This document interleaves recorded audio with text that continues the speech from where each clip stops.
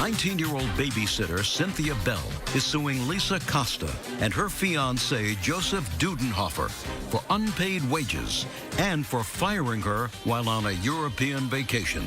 Order. All rise. Yes, case number 432 on the calendar in the matter of Bell versus Costa Dudenhofer. Parties have been sworn in. You may be seated. Folks, have a seat. Miss Bell, you were hired as a nanny by the defendants to take care of their 2-year-old little boy while they were vacationing in Europe. You were to accompany them.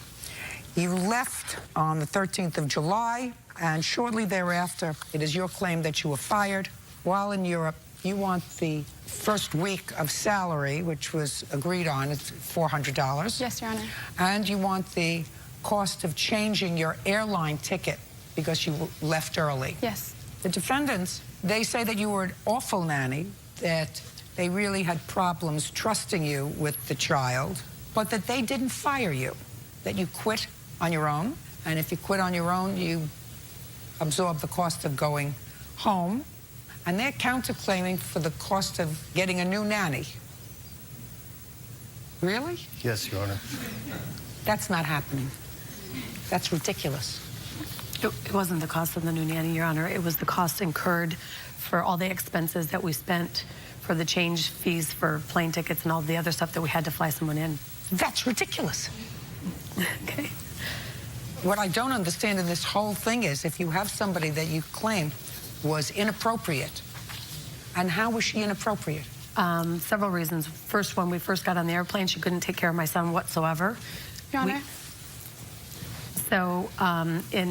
On our first trip going over from New York to Rome, she wasn't able to take care of my son on the flight, and I had to sit with my son, and she sat with my husband on the plane all the way over to Europe. And? So that's when it started.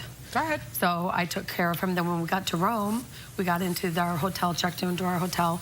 We had adjoining suites. She took my son down to the butterfly farm so Joe and I could have breakfast in our room and have room service. She went down for a couple hours, came back. My son was completely sunburned. He had a heat stroke and was vomiting. When we went on from Rome I didn't want to leave her alone at all with our son. So then the next day, she went to the Vatican by herself and did not, because I didn't want to leave her with my son. So we went to the villa from there, and she shook my son. The next day, she took off and said she wanted to have Sundays off so she could go to church. She went down to the beach and drank with other people that were at the beach and came home that day and said, I quit. I can't do this job, cried. And then from there, we called her parents. I said, you can't quit. We're not even 1 week into our vacation. And you can't quit. You just told me all these reasons that she was incapable of caring for your child and placed him at risk. And what do you mean you said to her you can't quit? Well, because we were there for 5 weeks, and we Take care of him yourself. Well, I mean, what did you have him for? Well, huh? well, obviously we had to take care of him ourselves. Just a second. Absolutely. You don't leave your 2-year-old with somebody who you believe, and I'm not making a judgment whether she's incapable or not. Right. But what I don't understand that, I mean, she's a kid. You're not. I'm going to get to her in a second and find out what nanny training she had. And I don't want to hear about taking care of your sister. We hired her, Your Honor, to come over there and to perform duties as a nanny. And she wasn't incapable. A good nanny. That's why when your son gets a little older, you'll put him in nursery school. And if you find that they're not taking care of him in nursery school, or if they're not changing his diaper, or if they're not giving him food, or if he keeps getting sick, or if one of the other children isn't supervised and hurts him, then you'll take him out of that nursery school. And you don't sue the nursery school for the cost of another nursery school, because that's ridiculous. You're the parents. Somebody is not taking care of your child in what you believe is an appropriate manner. You find another caregiver. You don't say, well, we're in Europe now and we're here to have a good time, so we'll let her continue to take care of him. You say, here's your plane ticket, go home. Well, it didn't work out. Right. Here's your plane ticket, go home. It didn't work out. That's what you do. And then you go about either taking care of your child. How many children do you have? Just one. Oh, well, perfect. It's not as if it's cheaper by the dozen. I assume you had one child at your stage in life because you thought you were equipped to take care of one child. Is that right? That's correct. Then take care of him. We provide good care for him.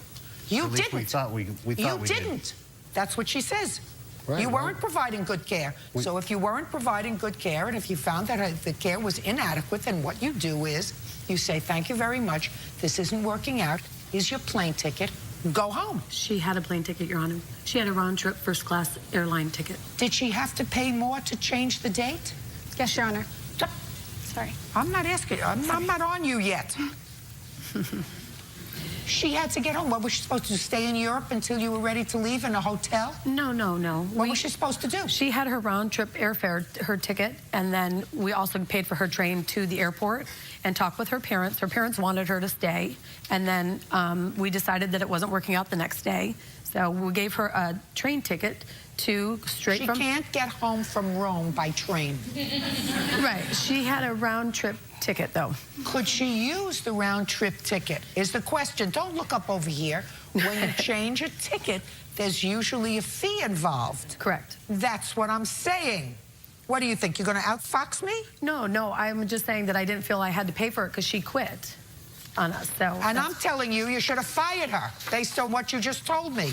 Understood. And say, I will pay for whatever it costs to get you home. Well, she told us that she would reimburse us for all the expenses we incurred to bring her over there and put her up, and because she couldn't perform the duties that she said she could do. Get over it. I am over it. Judge Judy continues in a moment.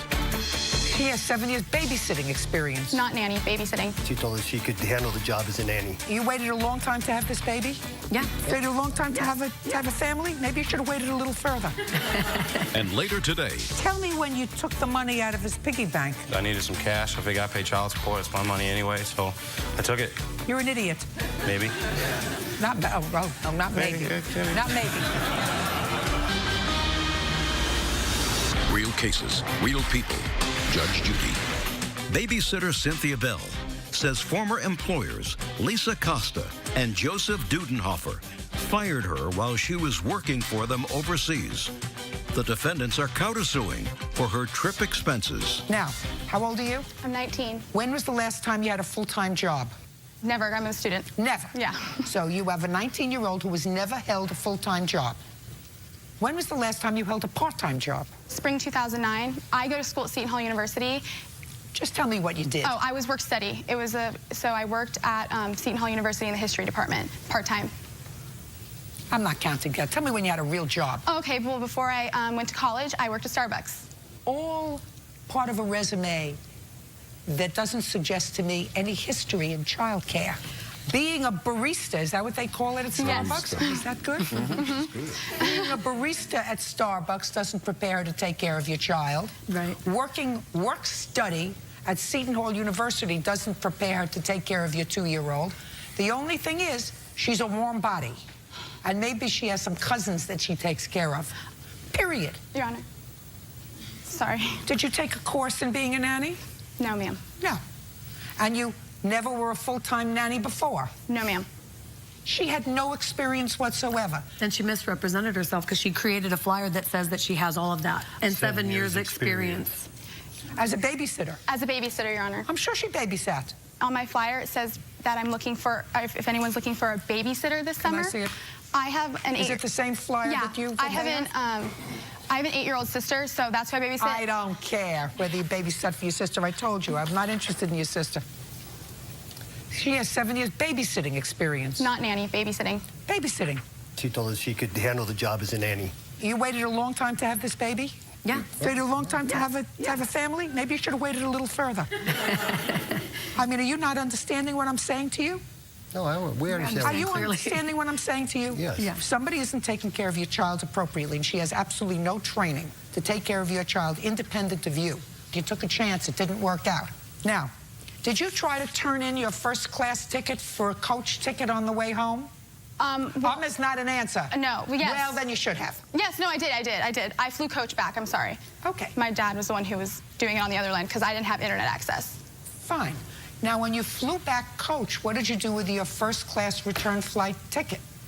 All I know is that my dad paid for the change ticket, and what happened was because they were conversing on the phone. Just a second. Oh. Mr. Bell, Yes. she had a round-trip first-class ticket. Yes.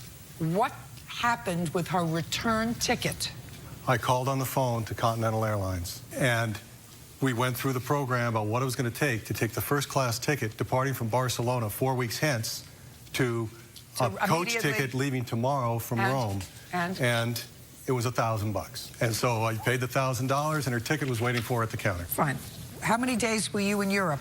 I started on Tuesday, July 14th, and I left on Thursday, July 23rd, but I physically left them on the 22nd of July. Okay. So they owe you for a week. Did they pay you? No. Okay. So they owe you $1,000 for the ticket and $400 for 1 week. $1,400. That's what they owe you. Didn't work out. That's what you owe her. And your counterclaims for the new nanny and the new nanny's expenses is dismissed. And I suggest you be more careful next time. Your Honor, may I speak on their behalf? No. Goodbye. Please excuse. You may step out. I think it's fair. It was a blatant lie. They fired me, and obviously when they said it was fair, they believed it because they knew they were wrong and they were lying. Well, it is what it is, and the fruit doesn't fall that far from the tree. They're lousy parents, and I feel sorry for their son. You just got to be really careful of who you pick. These people are crazy. Next time we'll be a lot more safe.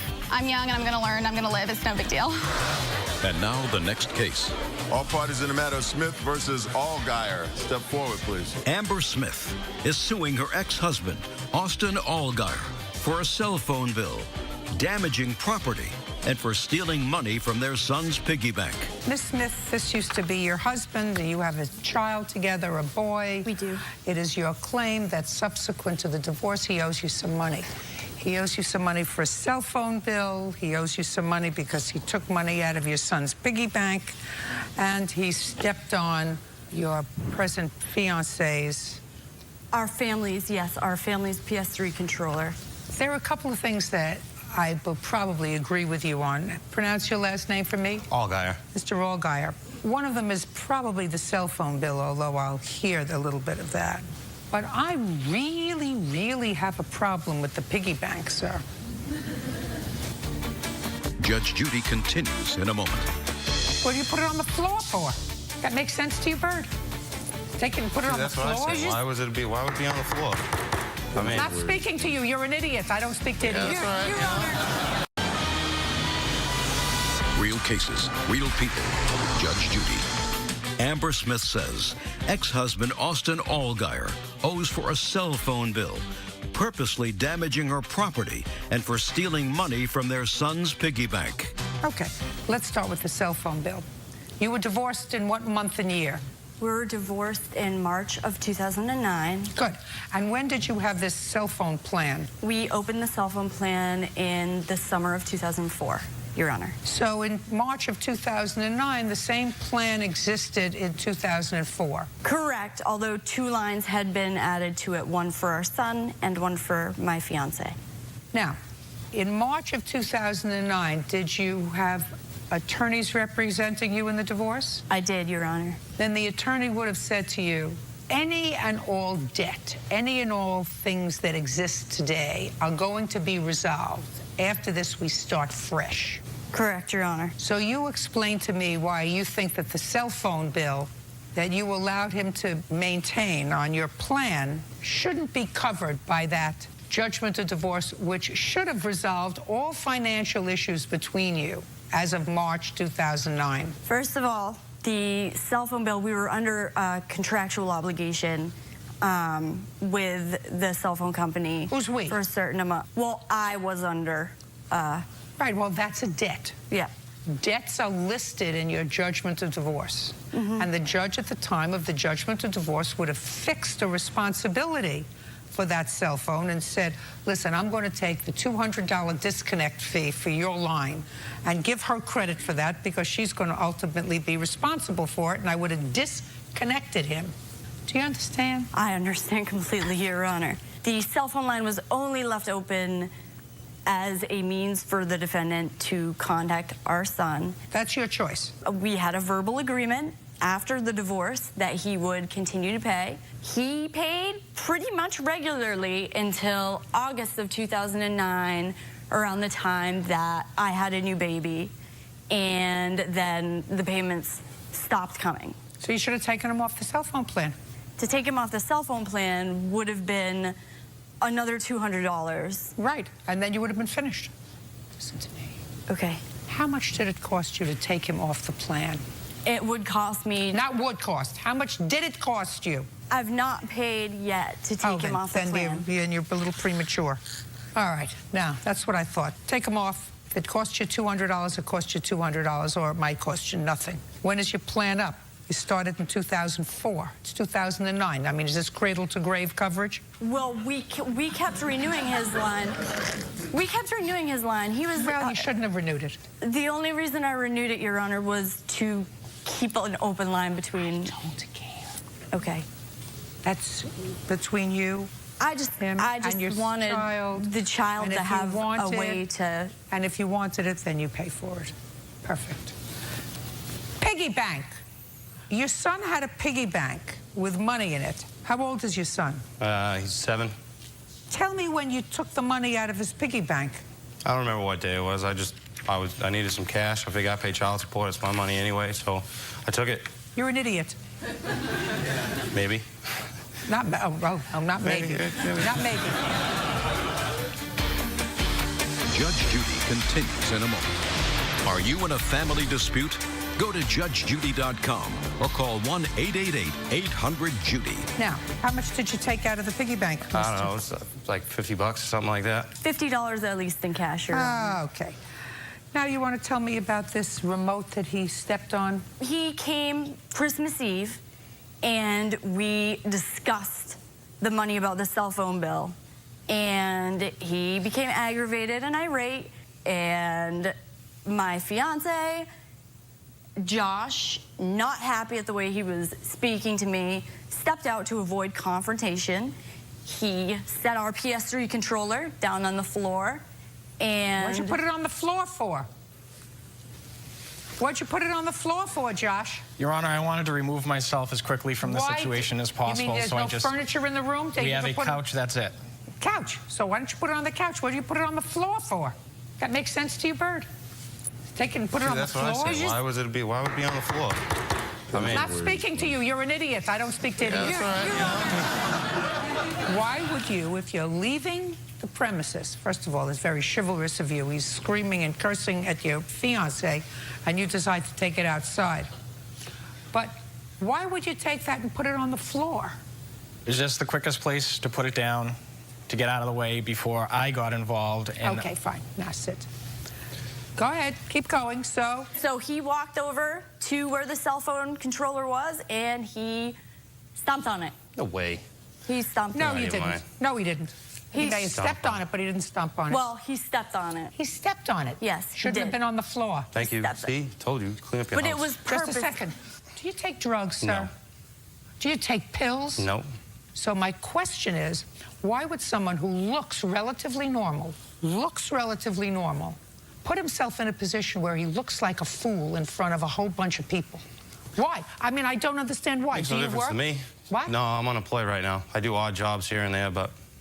Who do you live with? I live with my mom right now. Got it. You owe her $50. Judgment for the plaintiff. That's all. Your Honor, that's it. That's it. There is another incident, though, involving the door. That's it. Okay. Parties are excused. You may step out. Judge Judy continues in a moment. And on the next Judge Judy. I'm glad that my son will be getting his piggy bank money back. I saw it. I took it. Oh, well, that's how it goes. It's not about he and I. It's about our child. Money's money. I don't care. It's more about my son. You know, I see him and all that. I think for the sake of my son, we'll do what we've always done, and we'll just move past it. I'm just glad it's over with, everything's settled, and just move on. I just want to make sure that we foster a good relationship between Austin and his son. It's important for a young boy to have his dad. Whatever it is, that's how it goes. Cynthia Aseltine and her daughter, 19-year-old Danielle Ireland, are suing Cynthia's former landlord, Sidney Neese, for the return of a security deposit, moving expenses, and damages from an assault. All rise. Now, this is case number 40 on the calendar in the matter of Aseltine Ireland versus Nice. Parties have been sworn in, Judge. You may be seated. Sir, have a seat. Who is Miss Ireland? I'm Miss Ireland. Hazelton? Azeltine is my mother. Miss Hazeltine, according to your complaint, you not your daughter, but you, rented a room from the defendant. Yes, ma'am. And you found that room on something on the internet called Craigslist? Yes, ma'am. And signed a month-to-month lease. I did. When did you sign that? March 1st, 2007. Where had you been living before that? I was residing in an apartment which I shared with my daughter, and she decided to move out on her own and get her own apartment. So I thought it would be good for me to move into a place where I could save a little money, maybe meet some new people, until I was able to purchase my own home. How long had you been renting rooms? I've been renting rooms for about 4 years. What kind of property do you have? I have a home in Elk Grove, California. How many bedrooms? 5 bedrooms. How many tenants do you have? Currently 1. How many tenants did you have when you had Miss Azeltine? Just myself and Cindy. And it was a month-to-month tenancy? It was.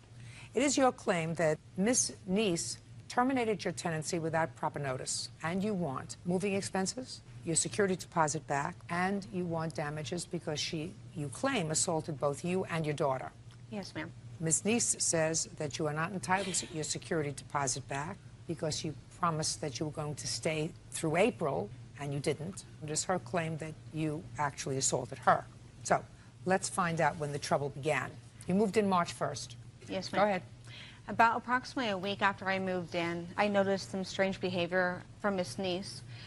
When I was in the home alone, and especially when I had company over, I would notice some outbursts. It seems she was talking to herself, kind of laughing out loud. She'd walk through the home when I'd have company over and bang anything that would make noise, opening and closing compulsively the garage door. The washer was close to my room, so she'd slam the washer door up and down. Got it. Let's move on. Okay. And I became just really uncomfortable in the home. I'd find myself, I'd sign up for overtime, I'd go to the gym, anything to avoid coming home because her behavior was really disturbing and uncomfortable. And so I noticed that it became more obvious when I had company over, so I decided to talk to her about it. So maybe I was doing something wrong. And so I came home, and so I knocked on her door. She didn't answer, so that's when I called her cell phone, and I found that she was actually at home in her room. And she came out, and I had a conversation with her, and I said, is there something bothering you, lately? Because I've noticed that you've been slamming things around, banging things. And her response was, bang? I don't bang. Bang? I don't bang anything. I said, oh, okay. Well, apparently, when my boyfriend's over, does he make you uncomfortable? No, I don't have a problem with your boyfriend.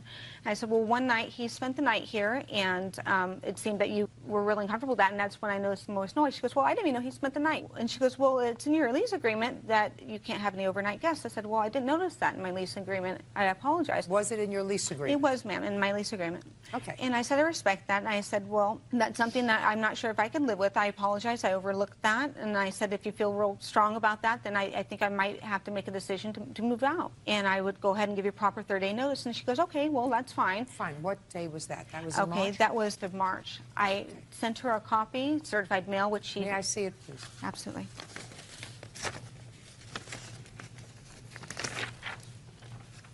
That was sent regular mail as well as certified mail, which I have a receipt there. Ms. Neese never picked up the certified copy. Okay, and you received this letter terminating her tenancy? Yes, I have Fine. it right here. Good. So what happened? Okay, What was so next? things were a little still uncomfortable in the house, so I decided to avoid her as much as possible. About a week after giving that notice to her, I came home and found that she was interviewing another tenant, which I gave her the privacy. I had went and cleaned up and got ready to go back out again. I haven't She even then you have a turn. Okay. Right now, plaintiff is talking. Okay. Go ahead. After I had finished and cleaned up and the person had left, she had come and spoke with me and said, okay, well, when are you going to be moving your furniture out? I understand, I received your 30-day notice. And I go, well, I can start putting it in storage soon if you really need the space, because she was saying that she wanted to offer that space to the tenant. She goes, well, that's your right to keep it there for the remainder of the month. And, things seemed to be okay then, but she was still exhibiting some behaviors that I just didn't feel that. I understand. You were moving out for a reason. Keep going. Absolutely. And so I had received a phone call on March 31st. I was at the gym, and I received a message from Miss Neese. And on the message, she says that she's demanding that she have a face-to-face meeting with me and discuss the 30-day notice agreement and finalize me moving out. And so I was kind of, you know, I didn't Just understand. tell me what happened. Don't Okay, so tell I me what called you her were up, thinking. and I said, I got your message. What's the deal with me having to come over? And she goes, well, I want you to speak to me face to face. I gave you the same respect when you gave me your 30-day notice. And I said, well, I really don't want to have any confrontation with you. You're making me feel really uncomfortable and threatened. She goes, well, if you do not come home right now, I'm going to lock you out. And I said, you can't lock me out. And she goes, I'm telling you, if you don't come home right now, I'm going to lock you out. At that point, she disconnected the phone call. Me and my boyfriend were at the gym. I said, come on with me. She's threatening to lock me out. I need to go home. When we got there, me and my boyfriend entered the home, and Miss Niece was in the kitchen. She had already taken all my groceries out of the fridge and out of the cupboard and had set them up on the counter as if she was moving me out. I said, what are you doing? Please put my things back. You can't move me out. What's the problem? And at that point, she came around the counter of the kitchen with her finger in my face, and she goes, girl, you better shut your mouth, because in the name of Jesus, I'm going to smack the devil out of you.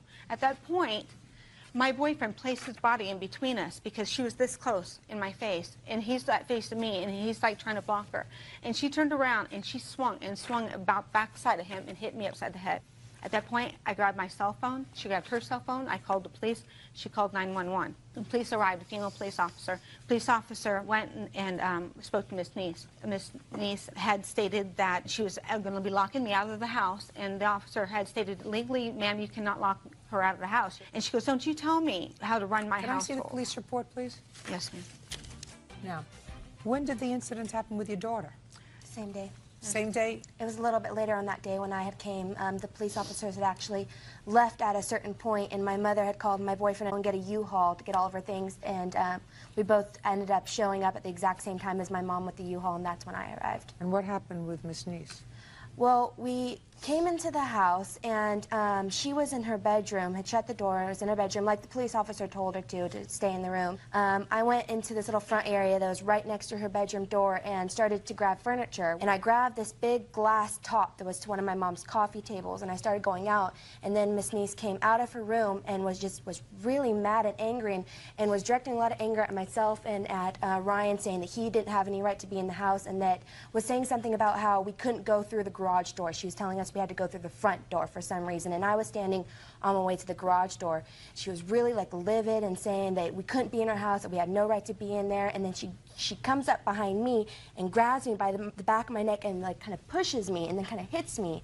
And then Miss Niece turned around to my mom and starts getting in her face, and she's throwing her hands wildly and stuff, and then she goes to make a fist like she was going to strike my mom, and I grabbed her arm and I put it down and I said, don't touch my mom. And then it just turned into a scuffle where she was just being really wild. Okay, Miss Niece, I would like you first to tell me your version of the events of the 31st of March. Okay, Saturday, March 31st, I initiated a call to Cindy to finalize things in the matter. She had sent me a letter March 20th indicating that she was going to move out at the end of April. And so I wanted to finalize things as far as obtaining the rent for April. She already told you that she was going to give you the rent April 3rd in the letter. Right. In my lease, it indicates, in the initial agreement that we signed, it indicates that if any rent is not paid time or in full, that they will forfeit the security. That's in item number 2 in our What lease. difference does that make? She already said, I'll pay you your rent on April 3rd. It's in her letter that she sent to you. Because I just like to do things decently and in order, so... This is decently and in order. You called her on her cell phone. Yeah, I called her on Saturday and I asked, because she had initiated an appointment in mid-March. She wanted to see if her boyfriend could stay overnight, and she knocked on my door. Actually, I was napping, and she knocked on my door until... Don't interrupt her.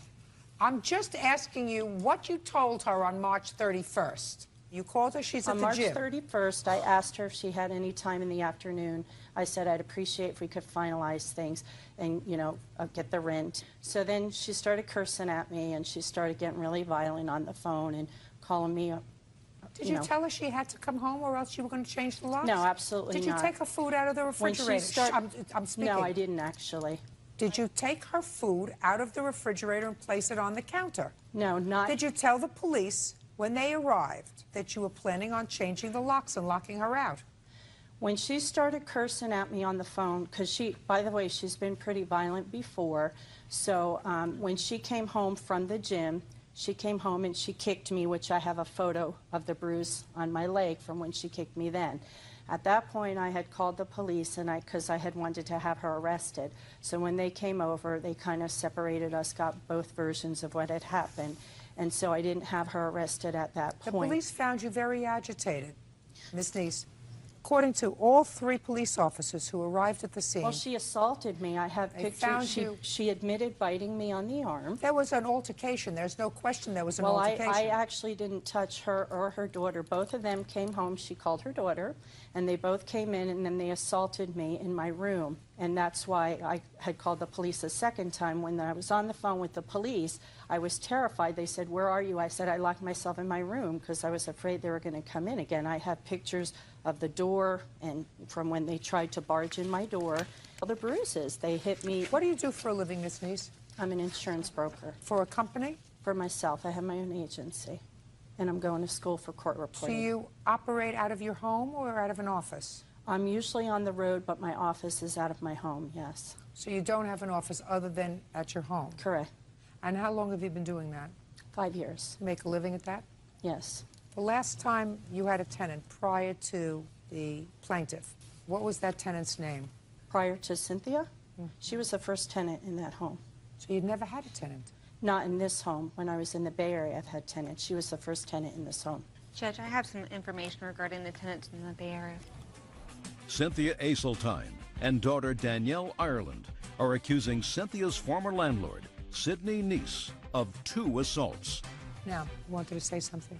Yes, San Mateo County Courts, there's 3 claims regarding Ms. Neese in regards to tenant-landlord. 2 times she was a defendant and 1 she was a plaintiff regarding the same situation, withholding deposits and so forth.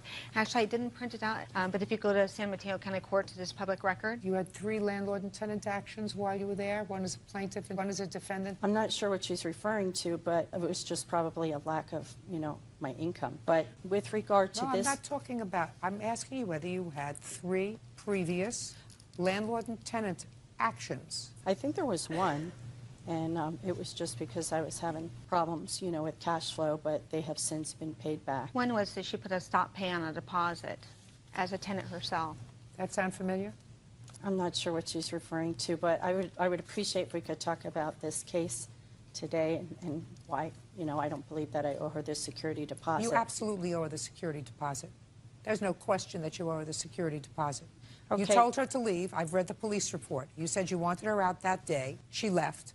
She did not stay the month of April, despite the fact that she said she was planning on paying April's rent. You absolutely owe her the security deposit. There's no question about that. Well, because she assaulted me, and I had to put out expense. She didn't return the key when she moved out. I believe that this was an unfortunate circumstance, that everybody's tempers got very flared up. Actually, on that. Mine did not. Well, not according to the Ms. Neese. According to the police, the only person assaulted by her and her daughter, Neese, and her boyfriend had to pull them off of me. And the police department. I'm speaking. When I'm speaking, don't speak. Okay. Clearly, not only did you claim that they were assaultive, you I also. have I'm speaking. Of all the I'm speaking. Do you hear me speaking? You also claim conspiratorial behavior on the part of the police. You weren't satisfied with the police officer who came. You demanded their supervisor. 2 supervisors arrived. They couldn't calm you down. You demanded their supervisor. So everybody is in a conspiracy against you. There's something not right, Ms. Neese. All of that is clearly contained in the police report. I assume you have a copy of it. The copy that I obtained from them does not contain that information. That's not what they had given me. They may not be what they gave you, but that's what I have. Okay, can I show you the pictures of my bruises? Absolutely. And actually, I still have them on my body. Absolutely. Show me. This is a picture of when she bit me in the arm. She absolutely acknowledges that she bit you in the arm, and she says she bit you. I'm speaking. Don't you want to hear me speaking?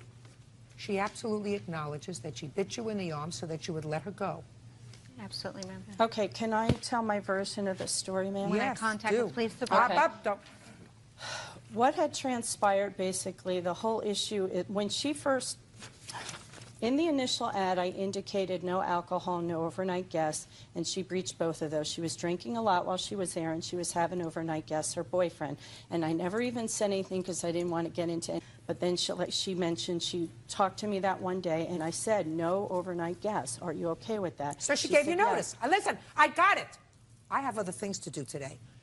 She said, I'm moving. She sent you an appropriate notice that she's moving. Move on with it. Get to the 31st. Right, but then she didn't pay the rent, and so I wanted No. She has no obligation to pay the rent on March 31st. None. And if you demanded that she come home from the gym... I didn't demand that she came home. I called her on the cell phone, and I said, do you have any time this afternoon? What's your availability? I don't think you should have roommates. I don't think you should rent rooms to anybody. I don't. I think that you are a very, very nice lady who clearly should live alone, not with anybody else, because you can't make rules for adults. I mean, she's an adult lady. She's not a teenager. You didn't rent to a teenager. And if you don't like other people living in your house because other people aren't going to do things the way you do... Well, it's not that I want to do things the way I want to do. But when I rented a room, they said no overnight guests. When absolutely I rented, right. Set their And she said I didn't. And I honored them. If she didn't want to... Do you take medication? Do you take medication? No, ma'am. You should. Because I've already told you 4 times, this is the 4th time, that when I start to speak, you have to stop. Okay. You can't. There's something that's not working right. You owe her security deposit, which was how much? It was $500. Did either of you seek any medical treatment for your injuries? No, yes, I did. I'm not talking about you. Now, where did you move when you moved? I was actually homeless for 8 days. I was allowed to stay at my boyfriend as roommate with another roommate, and he was out of town. That's fine. Don't make up things as we go along. You weren't homeless because you were able to sleep someplace. Well, yes. I mean, I was without a permanent... Fine, and then you found someplace. Yes, ma'am. Perfect. Whole thing is very, very unfortunate.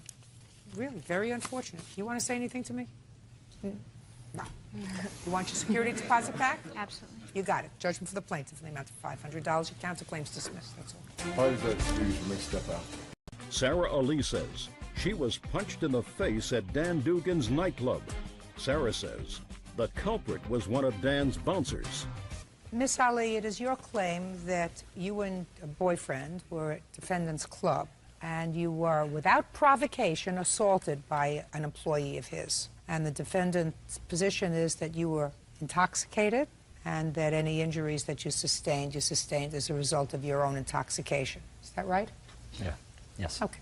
On May 9th of this year. How old are you? I'm 21. And what do you do? I go to school and I do customer service. What school do you go to? OSU. What is that? Ohio State. You a full-time student? Part-time. And you work part-time or full-time? Part-time. Who's your boyfriend? Is he here? He's right there. How old is he? He's 22. Does he go to school also? Yes. Now, on the 9th of May, who were you at this club with? I was with him. Just with the two my of you? boyfriend. Just 2 of us. Had you been to this club before? I've been there once before. What time did you arrive there? I arrived there about 11:40. Where had you been before that evening? Before that evening, I've been to the movies. With your boyfriend? Yes. And from the movies, you went to the club? Yes. Tell me what happened. Okay. At the time when we got there, we were just having fun, just around there. And then it got about 2 o'clock. It was time for everybody to go home. And we were about to leave, and then one of the security guards, he was going to open the back door for us to leave. And all of a sudden, I heard another security guard yelling behind us. He came and he said, "I know you two heard me calling you back there. Why are you ignoring me?" And my boyfriend nicely said that, "I'm sorry we didn't hear you, but we are leaving right now."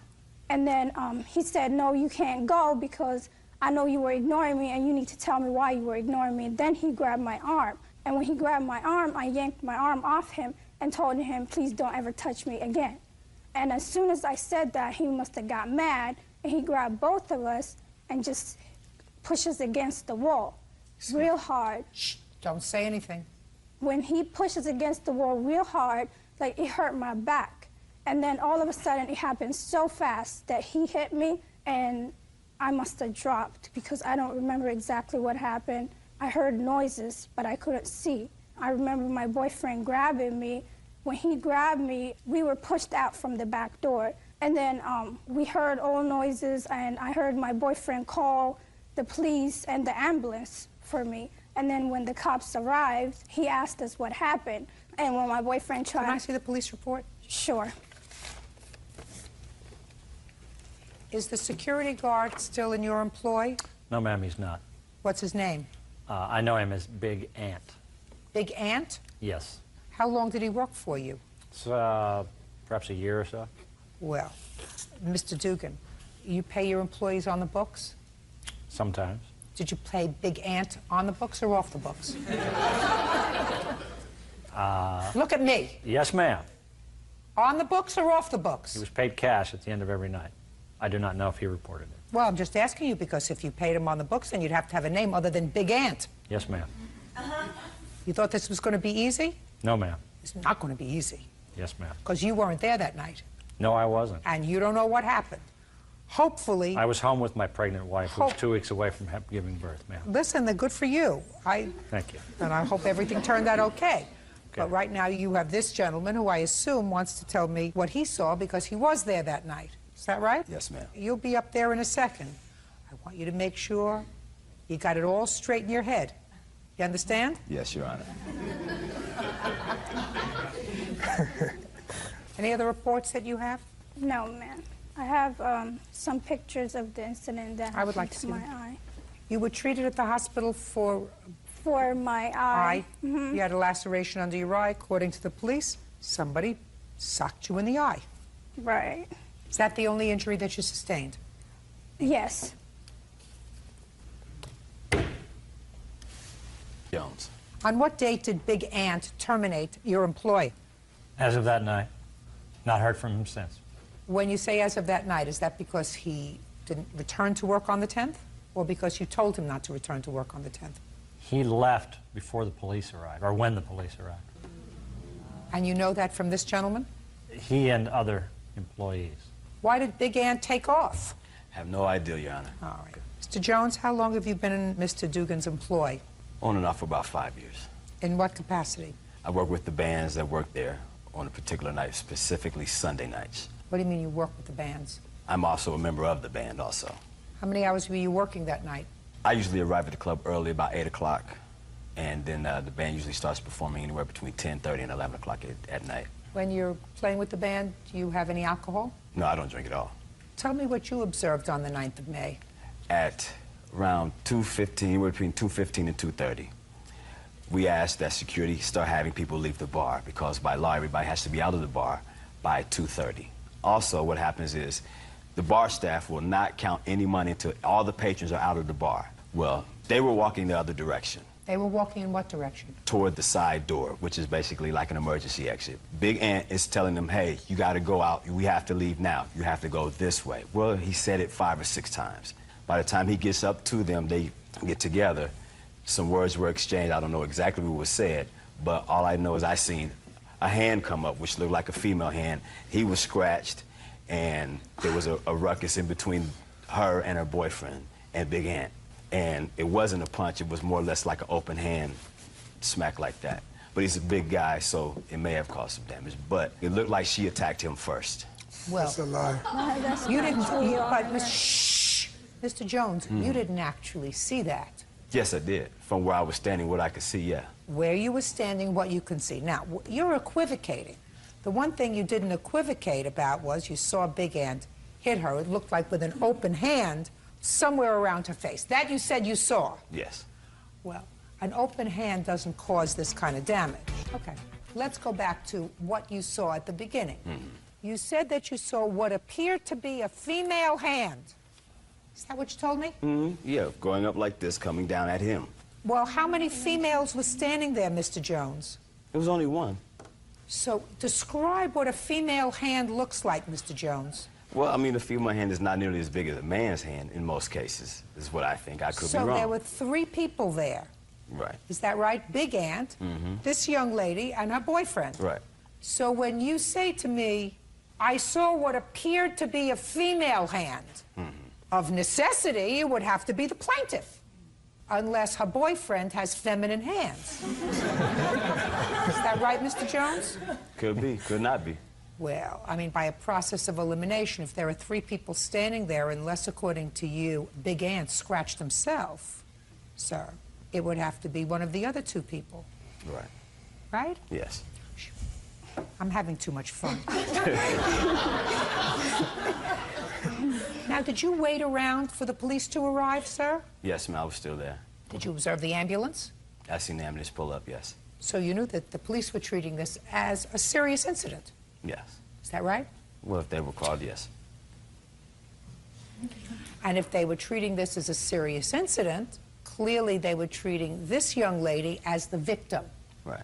And certainly, based upon what you told me, you observed that this young lady was the aggressor in this incident. Is that right? Yes, they both were.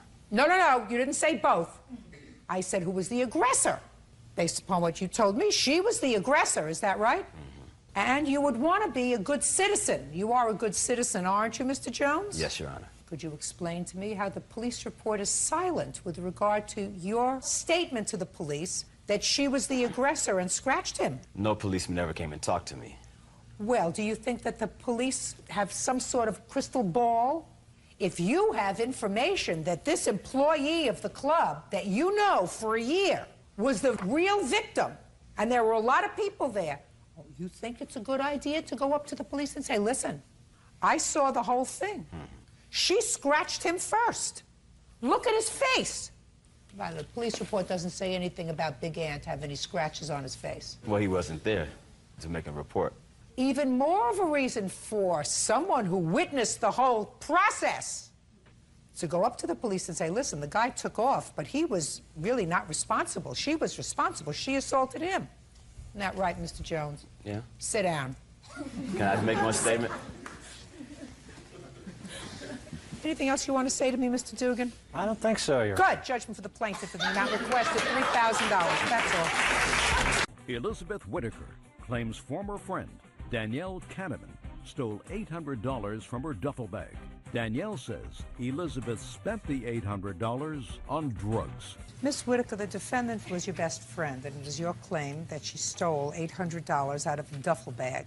In that duffel bag was also some sort of hair straightening device, so you're suing her for the value of that. First of all, why was there cash in a duffel bag? Because we were out all day long, so I left the cash in the duffel bag so that I didn't lose it, because $800 is a lot to have carrying around. What was $800 doing in your duffel bag? I had used it to get my car fixed. My boyfriend had lent it to me so I could fix my car. When did your boyfriend give you $800 to fix your car? He's over in Iraq right now, so he had sent me his ATM card with his PIN number, so he had let me withdraw the money from the ATM. Why didn't you leave the money home? Because I hadn't been home in the time that I had withdrew the money.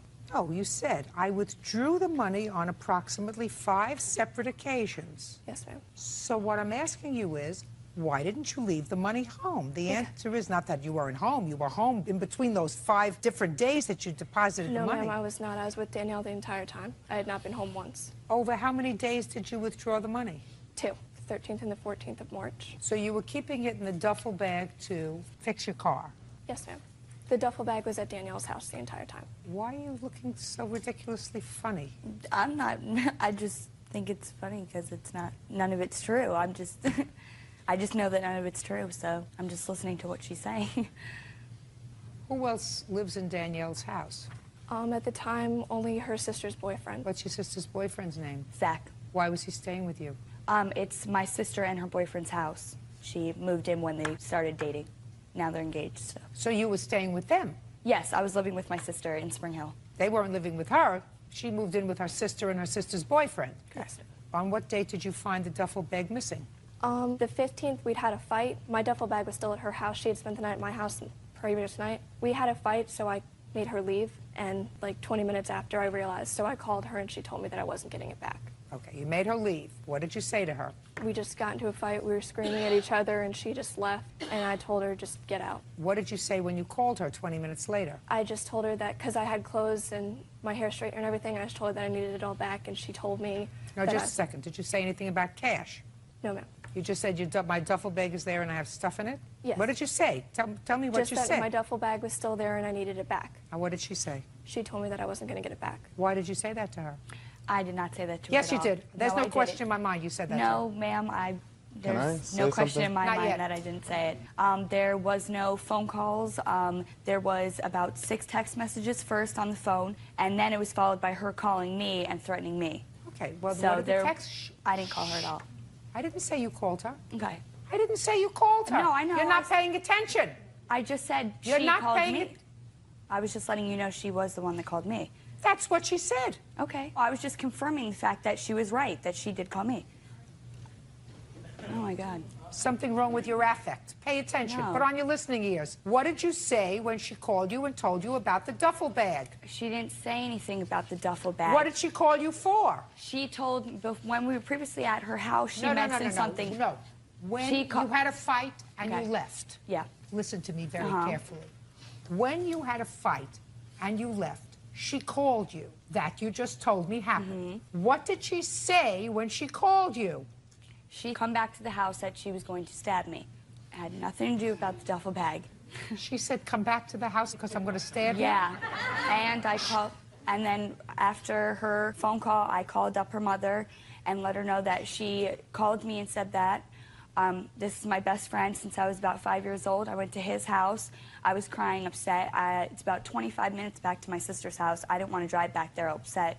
I knew, you know, you just don't want to drive when you're upset. So I stopped at his house, and that was about the time she did like 6 text messages, and about 5 minutes after I got to his house, he was actually sitting there when she made that phone call. And then I called her mother, and I actually called the police, and I told them that I didn't have time to do a full report because I had to get back up to my sister's house to have her car back so she could get to work. But I told them that I was scared and that I just wanted to call in and at least let them know and give them the names. And they said, okay. Where's her duffel bag? Her duffel bag was still at my house. But it takes about 25 minutes there and back, so I didn't want to go all the way back up there and then come back.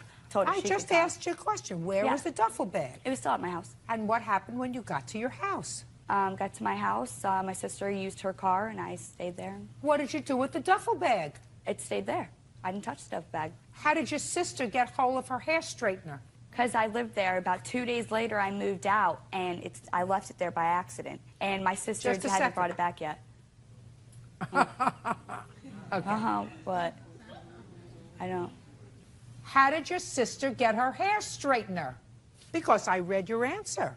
Because what? I lived with her. Well, what was she doing going into the duffel bag? Was she a thief? Her and she let me use the straightener before we left to go to her. The duffel bag was, the hair straightener was in the duffel bag. No, it wasn't. It was in my bathroom plugged in because right before we left to go hang out with a few of our friends, go back towards her house, we did our hair, so it was left in my bathroom plugged in. Is that we turned correct? it off. Yes, ma'am. Okay, fine. So now where's the duffel bag? On my rack in my bedroom because I didn't have a closet. I had a rack with my clothes on it, so it was on the bottom rack. So who stole her money? There was no money in it. Oh, yeah, she's going to show me proof that she took money out. Oh, I bet she did take money out, but there was no cash in the duffel bag. How do you know that? One, because... How do you know that? Madam, I asked you a simple question. You're giving me all kinds of mumbo-jumbo. How did you know there was no cash in the duffel bag? Because my friend Sam called me up and said that Beth was calling her up to ask her for cocaine. I was worried about it, and that's when I called her boyfriend. But she was my best friend. If there was cash in her duffel bag, don't you think she would have said something to me when she asked me to bring back the duffel bag? Not if you had just had a fight. Okay, well, 3 weeks after, when she actually came and picked it up, she never said one word to my mom or anything about the cash either. I have not heard one thing about cash. Well, ever. when was the first time did you hear about cash? When I got served, when I found out about this. When was the first time, Miss Whitaker, that you advised anybody that there was cash in that duffel bag? I had told my mother, and the night that she had called my mother had questioned her about the money in the bag. Could you stand up, please? Mrs. Whitaker? Yes. You spoke to the defendant? Yes. When? The night they had the fight. Tell me about the conversation. She called me, actually, to get a number out of Beth's phone that she wanted. What did she say to you? Tell me what she said. That's exactly what she said. Can you get a number out of the phone for me? Whose number was it? I don't know. I didn't ask her. Go ahead. And I said to her, Danielle, what happened to the money? And she launches into this big thing that she didn't even know Beth had any money, and if Beth never told her there was any money. And I said, Danielle, she's been with you for the last 3 or 4 days. You're the only one she's been with. I didn't take her to the bank, so you must have. What did she say? She said, well, the only thing I can think of is that I stopped at the grocery store and Beth wanted to wait in the car, and that's when she must have done it. And I said, Danielle, that doesn't make any kind of sense. And she says, well, you know, Beth hasn't been making any sense lately. She's been acting really crazy, and that's what people on drugs do. And she goes on to tell me that we can get her help and that we can get her into rehab. And I said, Danielle, what happened to the money? And Danielle said to me, well, the drug dealer must have it. And I said, well, you must have taken her to the drug dealer because I know I didn't. And then she said, well, I don't know how she got to the drug dealer. And then she says to me that she contacted Beth's boyfriend, Richard. She said that she and Richard had been friends for a long time and she wasn't going to let this come between her, you know, affect her and Richard's friendship. And she said that she called Richard and set up a three-way conversation, and Beth didn't know that Richard was on the other line. And she said that she confronted Beth about spending the money on drugs, and she said that she just couldn't believe that Beth had spent $800 of Richard's money on drugs.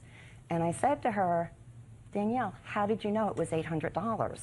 And she said, because Richard told me.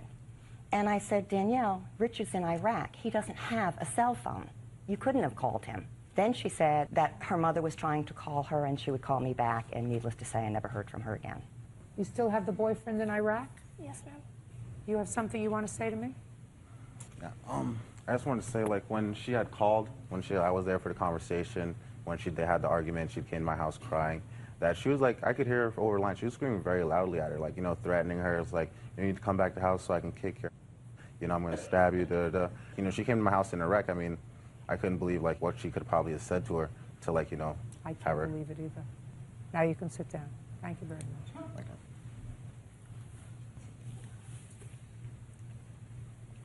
Did you have that conversation with Mrs. Whitaker? Some of it, yes. I don't know what I didn't say to her, but I know what I did say to her. She didn't ask me about an actual amount of money. What she asked was, she told me she found some ATM. So you knew about them, just a second. So you knew about the money, the missing money, listen to me. So you knew about the missing money the same day as it was missing. I knew that she said she found withdrawal receipts. So I didn't know anything about the duffel bag, cash being in the duffel bag. She just told me she found withdrawal receipts and said that Beth spent some money. I had no idea there would be money at my house. There couldn't have been money at my house, because there was no conversation about that until obviously now. No, Her mom there was a conversation about it with her mother the same day that it happened. And usually, yes, it had to do with that money. Not with my house, though. She called me up and said that she found withdrawal receipts and she wanted to know if I knew anything about it. I told her no, that I never brought her to the bank, and that's all that I knew. And you didn't discuss with her a three-way conversation? No, I don't have her boyfriend's cell phone number. All I'm asking you is, you didn't discuss a three-way conversation with her? No. No, I don't believe you. Okay. How's that? Elizabeth Whitaker claims former friend Danielle Kahneman stole $800 from her duffel bag. Danielle says Elizabeth spent the $800 on drugs. Okay. I'm very, very reluctant on circumstantial type evidence when other people have access to property to make a judgment that somebody took property. I'm reluctant to do that because to label somebody a thief, as far as I'm concerned, is a very serious thing. There is no question in my mind that you either took it or know who took the money out of her duffel bag. Judgment for the plaintiff in the amount of $800. That's all. Parties are excused. You may step out. 23-year-old Ileana Torres is suing her ex-fiancé, 25-year-old Benny DeJesus, for a loan to pay his child support. Ileana says Benny was in danger of going to jail for the second time. How old are you, Miss Torres? 23. And you, sir? 25. What do you do for a living? I'm a professional esthetician. What about you, Mr. DeJesus? What do you do? An electrician. How many children do you have, Miss Torres? Just one. How old? He's 5. Does he live with you? Yes, he does. Who supports him? I do. How many children do you have, Mr. DeJesus? One, Your Honor. Where does that child live? He lives with his mother right now. And who supports your child? Well, I pay child support every month right now, and she has physical custody of him. Do you pay child support for Miss Torres's child? No, ma'am. Because it's not your child. Yes, ma'am. It would be stupid for you to pay child support for Miss Torres's child because the child doesn't belong to you. Yes. Child has a mother and a father. Yeah. And the mother and father should pay child support. Yes, ma'am. So this is what your lawsuit is about, Miss Torres. You and Mr. DeJesus had the unfortunate experience of being engaged to each other for a period of time. And while you were so involved, Mr. DeJesus fell behind in his child support, among other things. But this is what your lawsuit is about. And is your claim that you made a loan to him so that he wouldn't go to jail to pay his child support. Yes. Now, Mr. DeJesus says she paid the child support. You acknowledge. Yes, I did. Yes, she paid it for me. But it was a gift. Now do you understand my preliminary questions? Oh, yes. Clear as a bell. So I asked you a couple of seconds ago, Mr. DeJesus, you wouldn't pay child support for her child, right? Yeah. Because the child's not yours. Nope. Child has a mother and a father. Yep. Parents are supposed to pay for their own children, Yeah. right? Right. And if you don't pay child support for your child, you're a bum. Yeah, basically. Perfect. How much did you give him to pay the child support? $2,400. And how much time was he facing in jail if he didn't pay the child support? 2 years. Ah. It would have been his second time going to jail for not paying his child support. That's a bum times 2. Now, Miss Torres, I mean, he's easy to take care of, you know. I could take care of 10 of him with this pinky. 10 of him. My question to you is, you don't look like a marginal person. You look somebody in the eye when you speak to them. You have a child that you support, lives with you. What are you doing with him? I mean, are things so desperate out there that you got to pick a bum who's got one child and has fallen behind twice in child support to the extent that the second time they were going to put him in jail for 2 years? You're going to get your $2,400 because that's what he owes you. Because he doesn't want to pay for your child and you shouldn't have to pay for his. Right, Mr. DeJesus? Yeah, right. It wasn't $2,400. She only gave me $1,000. The rest of it I raised myself. Show me the $2,400, Miss Torres. She knows that it was $1,000 she gave me. This is the check. And the rest of it was raised This is the check up that and I all had put signed. together. This is where it came out of my son's bank account. Because the money and was it got, deposited no, in there it so that was we could not. write a check out for it because I and can't get cash. And I got my money in there. She knows that the reason the money was deposited was so that I could write a check out because I had to have record of the money that I'm paying. No, for and my I child have support. a piece of paper.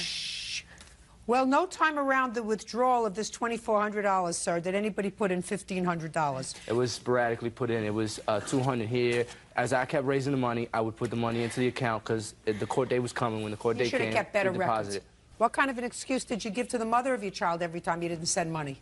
I mean, Checks in the mail. We both spoke. We speak every time we see each other. She knows if I'm late and when she's going to get her money. Let me ask you this question, Mr. DeJesus. Yesterday, did you eat dinner? Yeah. And you have a cell phone? No. You have a regular phone? No, actually, no. Thanks to Miss Torres here, I don't have nowhere to live actually right now. I was paying for everything for you. She took my car. Miss Torres, threw my clothes away. Does he have a problem that's eating up the money that he's earning from being an electrician?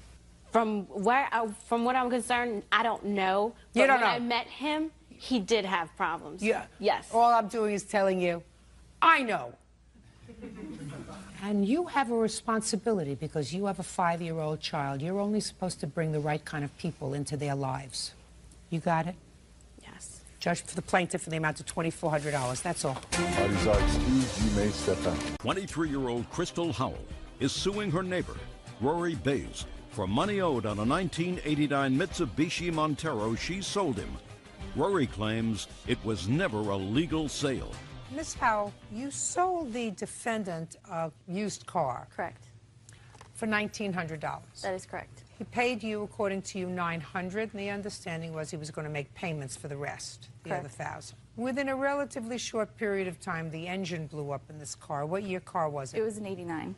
However, I would like to point out that at the time he bought the vehicle, he was aware of... Just don't tell me what he was aware of. Okay. You can't tell me what he was aware of. Can I tell Unless you what I told him? No. Okay. What you can do is you can show me a bill of sale. Yes.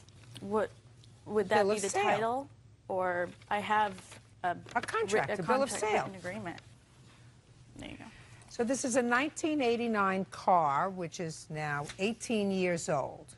And you sold it to him for $1,900. And he says Arblade's is responsible for the purchase of this 1989 Mitsubishi, payments, what the delivery payment was, and how they were supposed to be made, the rest of the payments, when they were supposed to be made. Nothing about the condition of the car, nothing. That's all it says. So you can't tell me what you told him, you can't tell me what he knew, you can't tell me anything else, because anything else should have been in this contract. Do you understand?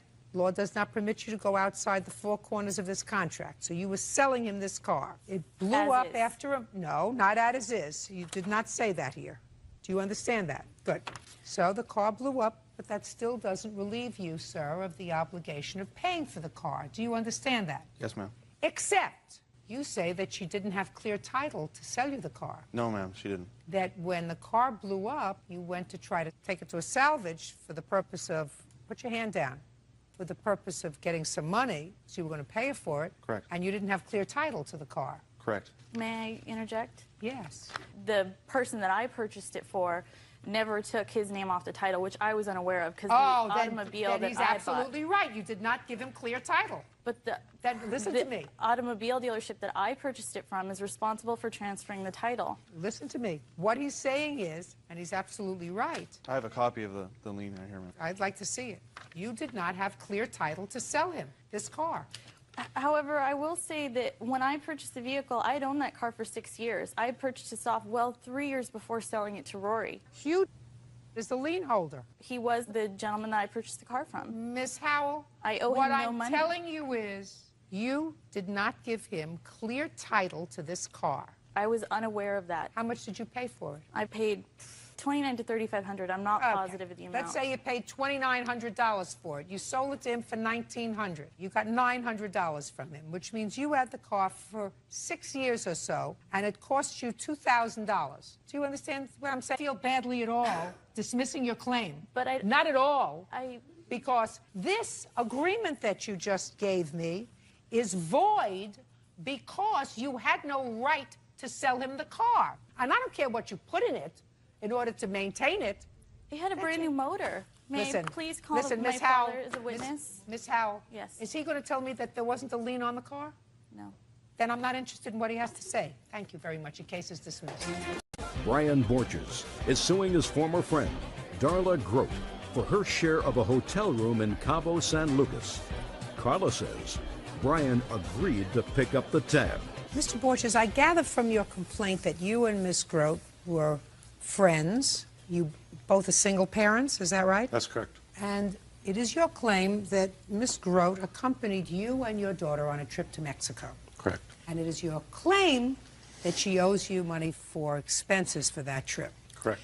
The defendant, who acknowledges she went on the trip with you, says that you had an agreement that as long as she paid for the airline tickets for both herself and her daughter, you would cover the rest of the expenses while you were in Mexico. Correct. How old is your daughter? She's 13. And Mr. Borges, you have? A 13-year-old daughter. And these 13-year-olds go to school together? Are they friends? Correct. Is that how you know each other? Correct. I understand that you were out for dinner with Miss Grote at a time when you were discussing this trip. Yes, we... So my first question is, was this the first time you and the defendant had been out to dinner together? Yes. How did that come about? On the phone and wanted to know if I'd like to go to dinner with her. And you had not dated before? No. So now, Mr. Borges, tell me about the conversation that you had at dinner about this vacation that you were planning, and I understand Ms. Grote was planning for her daughter as well. There was approximately 9 of us going to Mexico. Who was going? Me, my witness, Will, Perry and his kids, my daughter. So it was single dads? Yes. Okay, so tell me about the conversation you had with Ms. Grote. Well, the conversation got brought up that we were going to Mexico and she was and her daughter were going to Seattle and they would like to go. And I explained to her where we were going to stay, what the costs were. She said she couldn't afford it if she went by herself, so she was going to have a friend of hers come along with her so she could afford the hotel room. Is that this person? No. Okay, go ahead. Well, it came down to the point where we had to pay for our hotel rooms. Darla stated she didn't have the money. She was wanting to pay her hotel when we got there. Well, the hotel wouldn't work it that way. So I explained to her that I would pay the hotel room, but she was going to pay me back when she got to Mexico. And she agreed. How much was the room? Their share was $700, $350 for her and $350 for a friend. What happened when you got to Mexico? She didn't have a credit card to put down on the room. I put my credit card down on the room. Told her don't charge anything on the room. I mean, promptly started charging things on the room. Like what? Just long distance phone calls, Cosmic Bar, towel deposits, things of that nature. That, please? What do you do for a living, Miss Grote? I'm a regional trainer. And you don't have a credit card? I have a credit card, but not that high of a limit on it. What's the limit on your credit card? It's only at 1,000, and it was full. What happened next, Mr. Borges? So I went up to the hotel desk, told them that they needed to shut my credit card off, and at this point I knew she didn't have any money, so I told them that I wasn't going to be responsible for paying the bill. What made you think she didn't have any money? Well, it all started at the airport when The taxi came, they didn't have any money. You know, it was just borrowing money. She borrowed money from Will the entire trip. Who paid for the cab? I'm sorry. She got mad the first night because she had to pay for her own dinner. Next day, I just said, you know what, I'm not going to deal with it because she's upset because where we went to dinner, she said was too expensive. It got into a big argument at the pool that afternoon. I was talking to somebody at the pool. She got upset. Her friend got upset. She thought I asked somebody else out for dinner that evening, which I hadn't. Was there any discussion with Ms. Grote that the two of you were going on that trip as a couple? Oh, we discussed that was not the case because... That was? Not the case. When did you discuss that? The first evening at the Well, tell me restaurant. about that discussion. I told her if she was going to go on the vacation, it was a single dad's deal, that she had to understand that this wasn't going to be a romantic trip. Okay, now I'll hear you. We did go to dinner the first night and discussed the trip. I had actually told him I was going to Seattle with my daughter over the 4th of July. We did not talk about money or anything that night. About a week or two after that dinner, we had kept talking about going to Cabo. You mean you were talking on the telephone? Talking on the telephone. But you only went out for dinner once. One time. So we had talked about it, and I says, well, what are we talking as? And he came back with a price, I think it was $1,800 or $1,900. And I told him, I made it very clear to him that I could not afford to go on that trip. So why did you go? Well, my question. I could go if I paid the airline because he offered to take care of the hotel. Why would you do that, Ms. Grote? I'm sorry, do what? Go on the vacation? Absolutely. I don't know. It was a mistake. It was a big mistake. Why in the world would you expect somebody who you were not involved with? We were involved. No, you were not involved with. You went out for dinner. According to what I'm hearing, you went out for dinner one time on your invitation. And maybe you were hoping for more of a romantic relationship. But as far as I'm hearing, this was not a committed relationship. So why in the world would you expect someone else to pay your freight?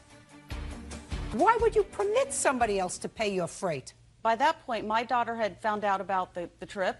The daughters were talking about it, and I told him, I made it very clear that I could not afford the hotel. Then you should not have gone. Well, maybe not. Then you should not have gone, and you certainly shouldn't have gone and invited somebody else to go with you. You see, that's how I know. No. That's how I know that what you're telling me is not true.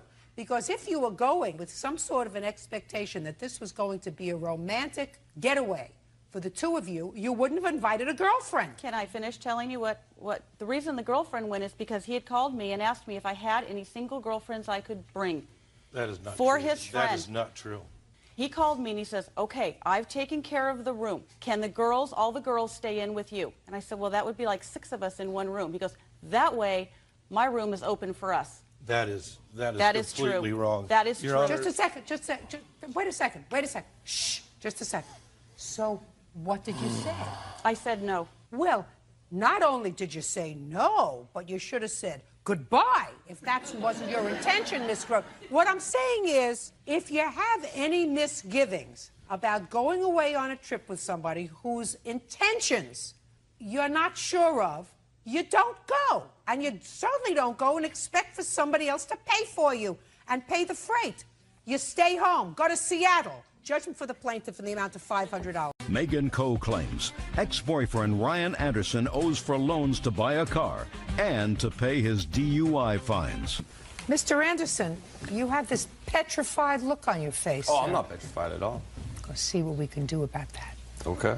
Miss Coe is a girlfriend of yours? Ex. I want you to listen very carefully. Put on your listening ears, Sorry. Mr. Anderson. Yes, Your Honor. I said Miss Coe was a girlfriend of yours, correct? Yes. And you knew her for a long time, but got into sort of a more committed relationship around 2003. Sometime, according to you, Miss Coe, in 2005, you loaned the defendant $2,000. Correct. Now you want that money back. That's right. Mr. Anderson says, never any discussion of paying you the money back? It was a gift? Correct. She gave you $2,000 when, Mr. Anderson? It was approximately September of 2005. Were you living together at the time? Yes, we were. What was the money for? Well, it was some fines that I had occurred. What kind of fines? Through the court system. What kind of fines? They were for DUI conviction. How much were the fines? Approximately $900. Did you pay any of the fines, sir? I had paid some previously, and those were the remaining balance. How much did you pay? The total fines were about $2,800. Is this the first DUI that you had? I had 2 within a short period of time. That's why the fines were so high. Yes, ma'am. So you paid $2,100, yes. You paid $2,100. The DUIs. I assume that you have something that's going to indicate that that's not the case. I'll look at it in a minute, Ms. Coe. So why did you need the $900 from Ms. Coe? I currently had no license, and I had to pay the fees off to acquire my license again. So I needed the money to pay off the fees to get my license to drive. Okay. And with the hours I was working, it was tough on Megan to get me to work and back from where we were living. So you must have said something to her. You have to have said something to her, because otherwise she'd have to be clairvoyant to know that you needed she was fully aware. She'd have to be clairvoyant to know that you needed $900, so that had to come a point when you said to her something like, I need $900 to pay for the rest of the fines. Well, we were in a committed relationship at the time. I don't care, we're committed relationship. I'm talking about words, spoken words. I understand that. So there's going to be words exchanged knowing, well, how come you're not driving? Well, I'm not driving because I still that's what I want to know. Mr. Anderson. Yes. That's what I want to know, sir. Yes. I want to know what the conversation was, what you said. Yes. And what she said. Megan knew of my circumstances. Don't tell me what she knew. I want to know what you said. Okay, Megan knew because of words being exchanged to each other. I want the words. I had told Megan that I had received 2 DUIs in the past, and I still owed an amount of $900 that I had to pay to acquire my license. And she said to you? And it came to a point where she told me when I was eligible for that she would help me pay for those fines. And what did you say to her? That I said that would be great. I could use that, then I could get a car, and I could get my license. And she said, fine. Yes. And that's when she gave you the $900? That's when the $900 came into play for the fees, yes. And what was the other money she gave you? Apparently, she paid $1,000 for a 1983 GMC Jimmy. What do you mean, apparently? What is that? I've never seen a receipt or a bill of sale for it. Well, who got the Jimmy? I drive the Jimmy. The registration's in my name. How did you get the car, sir? Megan knew somebody who was selling the vehicle, and she told me that she had given the gentleman $1,000 for the 1983 Jimmy. Okay, I never saw a bill of sale. And how did she give you the car? He drove the car to my house. I looked at it and said, okay, not a mechanic or anything, didn't look under the hood, didn't do any of that. Looked at it, it was in, good condition for a 1983, had low miles. It's like, all right, $1,000, that's a good deal. The book value's $1,500. No, that's not a problem. So she gave me the keys, went down as soon as I could with the fees paid, and got my license and got the car registered under my name. Okay, and that's the money? Yes. So it's $1,900? Approximately $1,900, yes. Go. All right. Let's start with the DUI convictions and the fees. You were dying to tell me something. I have receipts for the payment of the fees, and it's over $900. I went and paid myself in cash, went to the courthouse for him because he had no transportation. Do you want to see them, the receipts? No, I believe it. He says that you paid them. Also, it was never a gift to him. It was fully intended to be a loan. I did it to help him out so he could get his license so I would not have to drive him around. Just tell me the conversation, madam. In September, he was eligible to get his license back. And so he was in the mix of trying to get his license back. He had these DUI fines that he needed to pay off. So I told him that I would loan him $900+ to pay off his DUI fines. And he would to pay me back in monthly payments and with his January of 2006 tax refund. Okay, did he do that? No. So he didn't pay you back in January 2006. When did you and Mr. Anderson separate? January of 2006. Tell me how that came about. Well, Mr. Anderson's continues to drink excessively and black out, really pretty much assault me and pretty much say rude things to me. It pretty much came to the point the last night I was there that I had to sleep in front of the door so he would not leave and drink and drive again. Okay, so the fines you paid, and what about the car? How did that come about? He needed a car. I told him that I would loan him $1,000, and he would pay me back the same way as the DUI fines. How did you find the car? My friend was selling his GMC Jimmy. It was $1,000. I asked him if I could buy it from him for Ryan, and he said yes. And you gave him a check? I gave him the check. And he gave you the keys? He gave me the keys and the title. And the title. And then you drove it home, or did he drive it home? Nathan drove it home. The and owner. Where was Mr. Anderson? Mr. Anderson was at the apartment. Okay. Tell me what happened when you drove up. I was like, here's the GMC Jimmy. What do you think of it? I think it's a great car for $1,000. I don't think you're going to be able to find something better for $1,000.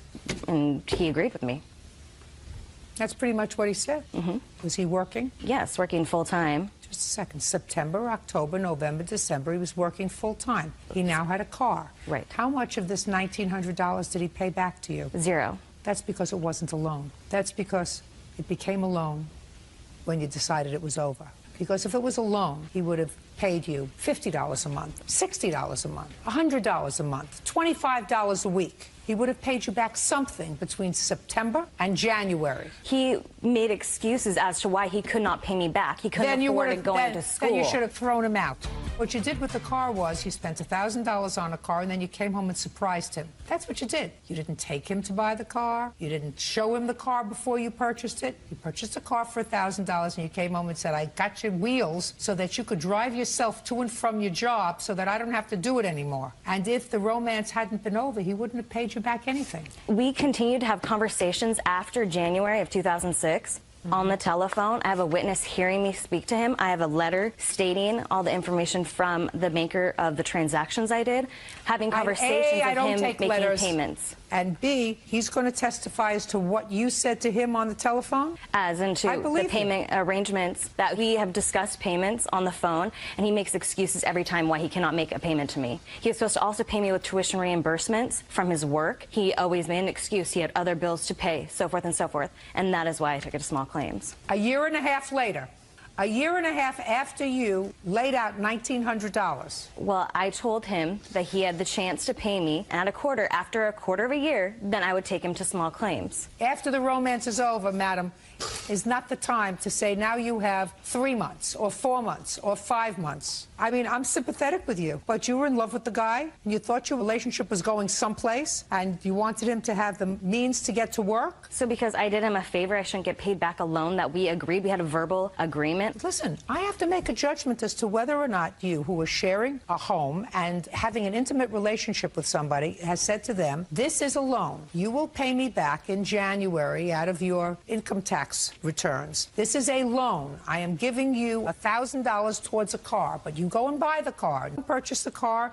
you come back, you show him the car, and give him the keys. That's not a loan for a car. So, Ms. Coe, what I'm telling you is, I have to make a judgment. I'm sympathetic with you. I'm sympathetic with you. You're out $1,900, and if he had any moral fiber, he would pay you back. But if you gave him this money in September, and from September to January, he was working full-time and made absolutely no attempt to pay you back a nickel, not $5, and you tolerated that, I have to assume it was not a loan. Period. Your case is dismissed. That's all. Crystal Reagan is suing her cousin, Amy Ross, for stealing cash from her home. Amy denies the charge. Miss Reagan, Miss Ross is your cousin, and it is your claim that she stole some money from your house. Yes, ma'am. Miss Ross denies that she stole the money from your house. How much money do you claim she stole? $380. And when do you claim she stole that money? December the 17th. And where was the money? It was in this folder. I've got a table by my chair, and it's right behind the table. It was in your house? Yes, ma'am. Who was in the house? My husband, myself, Justin had come over to get some gas money. Justin is your nephew? And then Amy. And what proof do you have, Miss Reagan, that Miss Ross took your money? Well, what it is that day she come over. Justin had come over. He called first, said, could he come over and get some gas money? I keep up with all of his bills because he's young. He don't know how to do it yet. I've got a car with my name on it that's his, and... I got it. So he wanted to come over and get some gas money that you were holding for him. Yes. He came over, got $35, which left $380. I keep a book where I write down every time he comes over to get money. And he got it. He left. Amy was there. She asked me, why does he come over here to get gas money? I explained to her I keep his money. For what reason? Well, how much does he got in there? And I said just $380.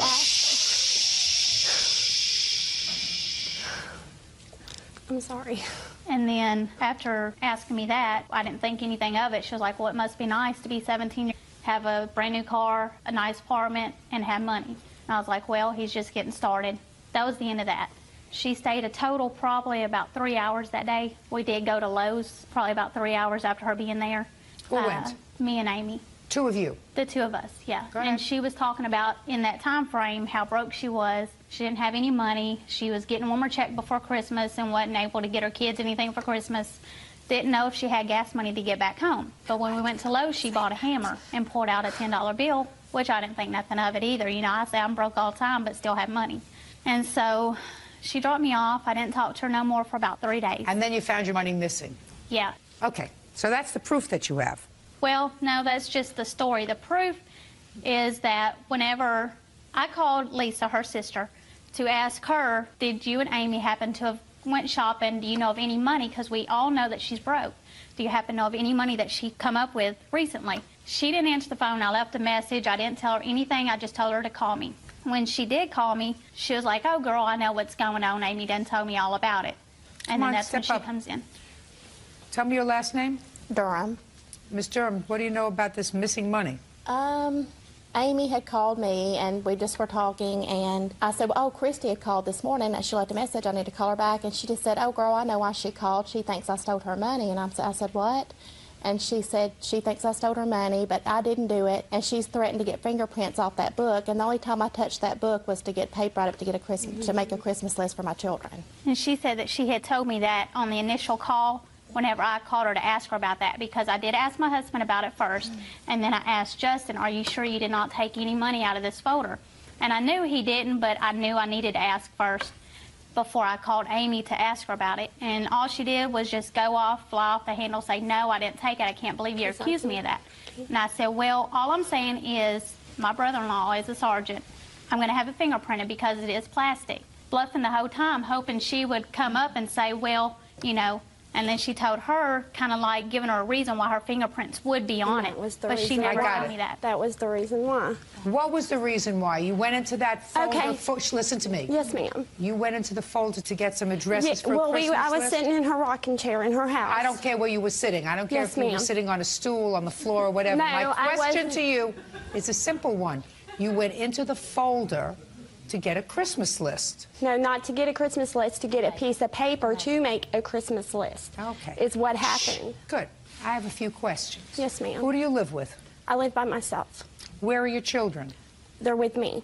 Have they always been with you? Yes, ma'am. How old are they? They're 8 and 5. And how do you support them? I'm a preschool teacher, and also their father. How much do you make teaching? I make about $1,500 a month. How long have you been teaching? For 6 months. Prior to that, where were you working? I was working at a temporary service. You have a bachelor's degree? No. I'm just a preschool teacher at a daycare. Is this your first job as a preschool? Yes, ma'am. Well, no, I've worked at another daycare prior to this one. Did you take the money out of that folder? No, ma'am, I didn't. And what I have to defend myself on this is I didn't take that money, and she knows I didn't take that money. She doesn't know. Listen to me. She doesn't know. You may not have taken it. I didn't. But she doesn't know. And I don't have to steal money from my children. Listen to me. If I need money, I go to their father. Listen to me. She doesn't know that you didn't take it, because my sense is that she legitimately believes that you took it. And then she called my work, harassing me. She harassed my boss. She said, because I'm going to let you speak with her because she's in a classroom.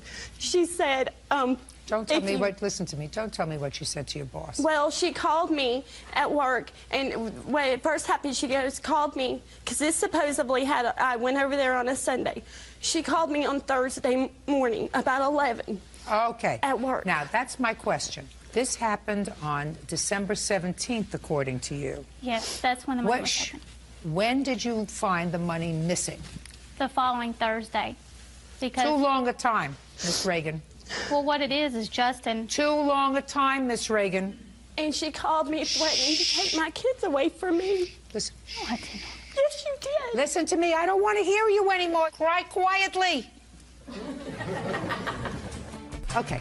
It's too long a time, Miss Reagan, between the time that she was in your house and the time you found the money missing. You may say that the only people that were in the house were you and your husband and Justin, but I'm not sure of that. Do you have children? Yes, ma'am. How many children do you have? 3. How old are they? 12-year-old, I got an 8-year-old and a 9-year-old. And only they And they also live in the house? Yes. I don't know who took your money. Well, can I explain why it was Thursday when I found it? I don't care why it was Thursday. It was Thursday. The fact that it was Thursday is dispositive, not the fact that you waited until Thursday. I have to determine whether or not there were other people who had access to that folder. According to you, the folder is not locked. It's in plain view in your house. You have 3 children, a 12-year-old. That didn't even know I kept Listen money to in me, it. whether they know or not, children snoop. So I would say to you that without proof, the first person that shouldn't come into your mind is her. If I were missing money in my house, the first person that I would look at is my 12-year-old. Now, that may sound terrible to you. It's just a fact of life. That's it. So, in any event, as far as the courts are concerned, you need proof positive, dispositive proof that somebody is a thief. And I, quite frankly, don't find the proof here. Nor should you, when there are lots of people who have access to that folder. Does your 12-year-old have friends over occasionally? No. I don't believe that. He don't. Well, I don't believe that. Then you're not a very good mother if you don't let your 12-year-old have He friends goes over. off. So I don't quite believe that. In any event, you may or may not owe her an apology. She certainly doesn't owe you any money. That's all. Case is dismissed. Bridget Johnson claims ex-boyfriend Robert Jones owes for an assault and for funeral costs for their child. Robert claims the deceased child wasn't his. Miss Jones, according to the complaint that I've read, the defendant was your boyfriend. He became pregnant sometime in 2005. Yes. You broke up with the defendant and you were pregnant at the time. Yes. It is your claim that he assaulted you, and as a result of that assault, your baby was born prematurely and died. You want the defendant to pay for half of the baby's funeral expenses and damages for the assault. Yes. Mr. Jones says that you were the one who assaulted him, as a matter of fact, on the day that you broke up, that he never agreed to pay for the child's funeral expenses. As a matter of fact, he wasn't even positive that the child was his and told you that he had wanted a blood test before he assumed responsibility of the baby. That's your defense? Yes, it is. Okay. When did you become pregnant, Miss Johnson? I found out I was pregnant July 22nd. Of what year? 2005. And were you living with Mr. Jones at the time? Robert was staying with me along with his son because he was having arguments with his mother. Did you move in with her in July or before that time? I'll be staying over, you know. You were staying over? Yeah. Okay. And when did you break up? November 20th as a result of the assault. Just listen to me. Had he slept at the house the night before? Yes. And the night before that? Yes. So tell me what happened on November the 20th. November the 20th, I received a phone call from Rob at about 3 o'clock in the morning. Well, then he hadn't been at your house 3 o'clock in the morning. No, he was at the bars. He would frequently go to the bars and then come over to my house afterwards. And he had called me at 3 o'clock in the morning stating that he was going to come over. I ran downstairs and unlocked the door like I would usually do, and he didn't come in. So after a while, I looked out my window and saw that the car was parked and the headlights were on and the car was still running. So I laid there for a couple more minutes and then got dressed. And when I walked outside, I saw that Rob was passed out in the driver's seat. So I crawled into the passenger seat and woke him up and asked him, you know, what he was doing and why he hadn't come in the house, and he told me that he didn't know. So we were trying to get the headlights of the vehicle to turn off. They wouldn't turn off. So I suggested that we just unplug the battery. I was 5 months pregnant. I didn't want to be fighting with him. I would much rather just go to bed. He wanted me to, you know, be with him that night, and he wanted to be around me. So I stated, you know, let's just unplug the battery. We couldn't figure out the lights. So he started to proceed to back out of my driveway. I told him that he was drunk, that I didn't want to go anywhere with him. And he wasn't listening to me, so I leaned over and smacked him in the face. I went like this to the front of his face. He then looked at me, told me to do that again, and I looked at him and said, "What did you mean?" And the next thing I knew, he punched me in my face. So first you punched him and then he punched you? Yeah, I didn't punch him. Just a second. So first you punched him. Yes. And then he punched you? Yes. Okay, now I got it. But the only reason I hit him is because he wasn't listening to me and he wouldn't stop the vehicle.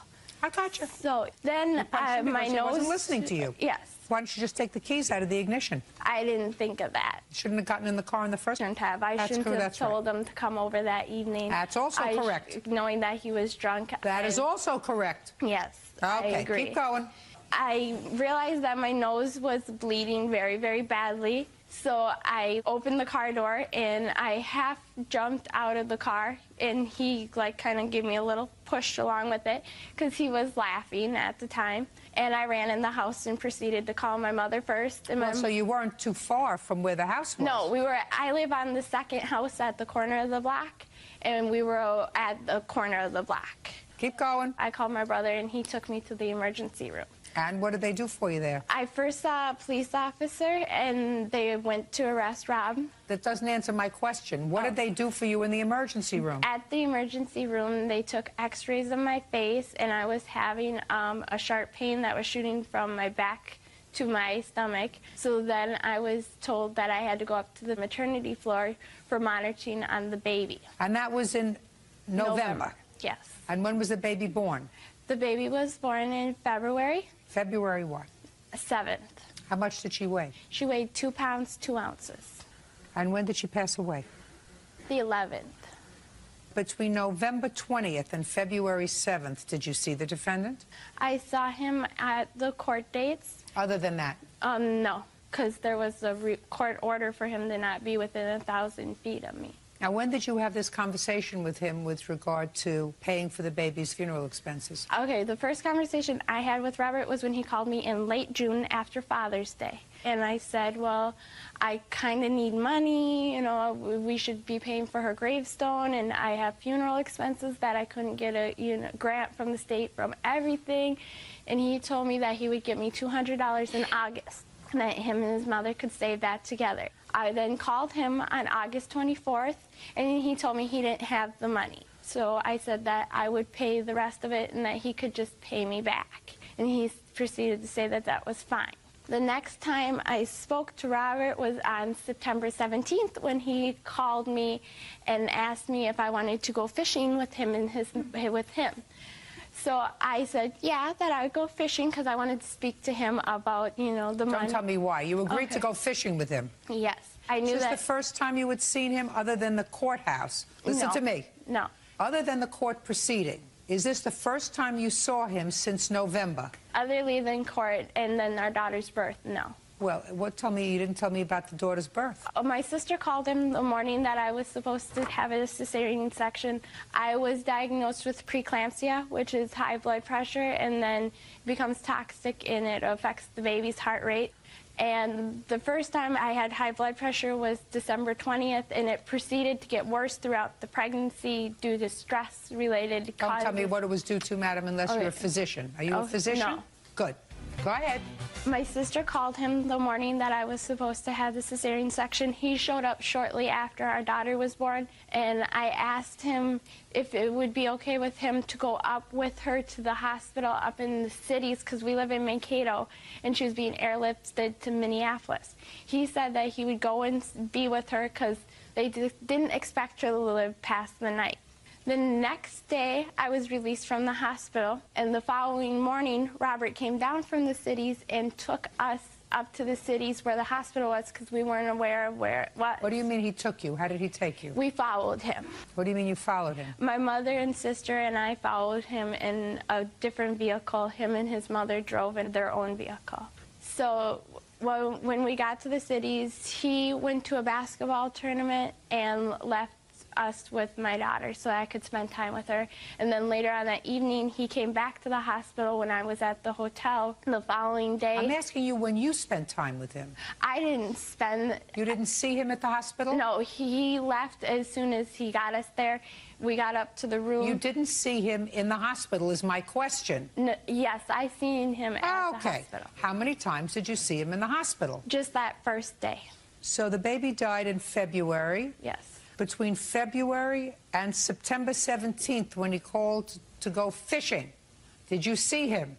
On occasion, out and about, at like local stores, yes. Other than seeing him at local stores, did you have a cup of coffee with him? Did you have a sandwich with him? Did you go out to a movie with him? No. Is that true, sir? It's true. So what prompted you to call her up to go fishing on September 17th? Actually, she called me, and I just had mentioned we were going fishing, and if she, if she wanted to come, it was a beautiful day out. So she said, sure. So went fishing, took her home, that was it. Go ahead. So continue with your story, madam. Here we are. We went fishing. We are now September 17th fishing, and he hasn't given you any money. And when we went fishing, Robert and I took his mother to Cub Foods so that she could get milk for the house before he dropped me off at my apartment, which is about 3 blocks away from Cub Foods, which is a local grocery. Just keep going, okay. Please. I don't need a map of the town. Okay. Keep moving. So after we dropped his mother off at Cub Foods, it was him and I in the vehicle, and I brought up the money, and he told me that he had bills himself that he needed, and I proceeded to leave the vehicle. And then at the powwow, I saw him and brought up the money again, and that's actually So you why weren't afraid of him? No. Not when he's not drinking. No, you weren't afraid of him. No, I'm not scared of him unless... Why in the world, some 2 years later, are you suing him now for assault? I just think that he owes me the money. I was emotionally distraught from the loss of my daughter. I want to know why you didn't sue him before you went fishing with him. I didn't want to go through the court proceedings. Well, what prompted you now to go through a court proceeding to sue him for a punch that happened 2 years ago? The fact that he won't pay for our daughter's funeral expenses. Did he ever tell you that he wasn't sure that the baby was his? No, he never told me that. And if he didn't think that the baby was his, why would he go up to the cities and sit with her? I don't know. I'm going to find out. Tell me what happened on November 20th, Mr. Jones. Okay, I had broken up with her earlier that day because she was real emotional, and she was kind of abusive towards me. She would hit me in my chest or whatever. She did it like she knew because I wouldn't hit her, and she knew that I'm not a violent person. I never hit a female ever in my life, and I broke up with her earlier that day. Well, tell me about breaking up with her earlier that day. I was actually going to play ball with my friends, which I always did, and she kind of got emotional and started, kind of crying. No, she cried a lot. Kind of if you remembered what she said, if you remember as closely to what happened, please, I would. Well, we weren't getting along before this either, so on that day, I told her that it was over. Is that right, madam? No. Before he went out to the bar that night, because clearly you had to unlock the door because you would lock the door, so clearly he wasn't living with you at that moment. Did he discuss with you earlier in the day on November 20th that he was not happy with the relationship? No, he had never once tried to or attempted to tell me that he was not happy in our relationship. Okay, keep going. Okay, and so I called her and told her that I was going to come get my things. What time?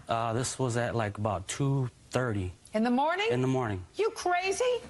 Why would you call at 2:30 in the morning to say you were getting your things? The bar was right by her place. So you had been in the bar, Mr. Jones? Yeah. Yeah. And I wasn't all like how she made it out to be. I don't care whether you were all that. This is not an appropriate thing to do. Yep, to go 2:30 in the morning, to go while you're slightly inebriated, to get behind the wheel of a car and go anywhere, to settle anything. Yep. You're supposed to wait until the morning. Okay, so I went and grabbed tried to grab my things. I told her that, I just came to get my things and that it was over, and she kind of got mad because she didn't want to never break it off anyways. And prior to this, she had injured herself twice at work to get my attention. She would, oh, I'm at the emergency room, come down. And she, according to her, was in a car accident that rolled or whatever. This is all her stories, and I never had proof of anything, so. How many times did you go to the emergency room with her prior to November 20th? Just the day this kid was born. But after she had gotten pregnant, she told me that, just weeks after I found out, she said that we got into an argument. She said she's early enough in her pregnancy where she can say somebody else is the father. And I said, well, how do I know that's not what you're doing to me? And I tried going to her first doctor's appointment, and she left me sitting out in the lobby. Okay, got it. Did you ever tell her that you and your mother could save up $200 until August? Yes, I did. And that you would give her $200? Yeah, I said that basically so she would just, I don't care why you said it. Yeah. Did you tell her that? Yes, I did. Now, let's get back to November 20th. You said you were coming to pick up your things 2:30 in the morning. Yep. 2:30 in the morning you got there, and? She opened the door, and she didn't want me in. And I wasn't going to barge in because that's not how I am. Fine, so? So she basically hit me in my eye because I told her I wanted my things, and it was over. And she hit me in my eye, closed the door, looked out the window, and I said, that's fine. That's the last time you'll ever hit me. And I walked all, her sister actually dropped them off at my work. Is what you're telling me that she never got into your car? She never did. All right, I'd like to see the police report, please. Yes. And I have pictures. I'd like to see the police report, please. If I could say something, too, there was never even a police or even there. Sir, you pled guilty to fifth-degree assault, according to the plaintiff. Yeah, I did. Okay, so. All right, so you told the police that he doesn't live with you. That's what you told the police. I told the police that he was staying at his mother's house. You told the police that you do not live together and that he stays on and off, but he lives with his mother. Who are you? Robert Armando's mother. Stand up, please. Your last name is? Jones. Miss Jones, you told the police when they came to your house on November the 20th to go downstairs and get your son. Is that right? Right. You told him to go downstairs and get your son because he came home drunk. Right. And he was passed out on the couch. Right. Right. And you, sir, when you were questioned by the police, you were so drunk that you denied even being over at your girlfriend's house. Yeah, well, yeah. You know, Mr. Jones, there is absolutely no indication here, nor, I assume, do you have any medical testimony that would indicate a correlation between your baby's death 2 months after you got this black eye, because that's what it was, and the baby's illness. No. No. So what you're suing him for is for the simple assault of giving you a black eye and the $200 he promised you for the baby's headstone. He's not responsible with regard to any of the other baby's expenses because there is no indication that this is in fact his child. In order to do that, you either have to be married, which you are not, or you have to have a blood test, which would establish that he's the father. Then he would be responsible for half of any unrecovered expenses for the child. Since you don't have that, the only thing that you have to sue him on is his agreement that he would pay you $200 towards the child's headstone, which was really gratuitous, but he promised he would. You relied on that. That you have to pay, sir. Do you understand? Yes, I do. Since there is no correlation between the injury to your eye and what subsequently happened to the baby, I have to examine the circumstances surrounding what happened on that day. There's no question in my mind that he was drunk, that he has no recollection of what happened that day, that he's making it up as he's going along, because he even denied to the police that he was there that day. Even your mother was disgusted with you, sir. Is that a fair statement, Miss Jones? Right. Okay. Now, you pled guilty to assaulting her, sir. Yes, I did. And you received probation? Nope, I just got a $500 fine. No, he was placed on probation for 1 year. Sir, you better start remembering things that happened to you. I never was. I was supposed to get a probation officer. I never did. I don't care whether you were supposed to, whether they never followed through and gave you a probation officer. Maybe you forgot. But if you were supposed to get a probation officer, it wasn't because they were giving you a probation officer for your birthday. They were giving you a probation officer because you were on probation. You have to learn, Mr. Jones, that there are consequences. However, Ms. Johnson, you don't get any awards for being the brightest bulb in the pack. When you're 5 months pregnant and your boyfriend calls 3 o'clock in the morning and says, I'm at a bar and I'm coming over, you lock your door and you keep it closed. You don't go outside to try to figure out how to get the lights off and disconnect his battery. Yeah.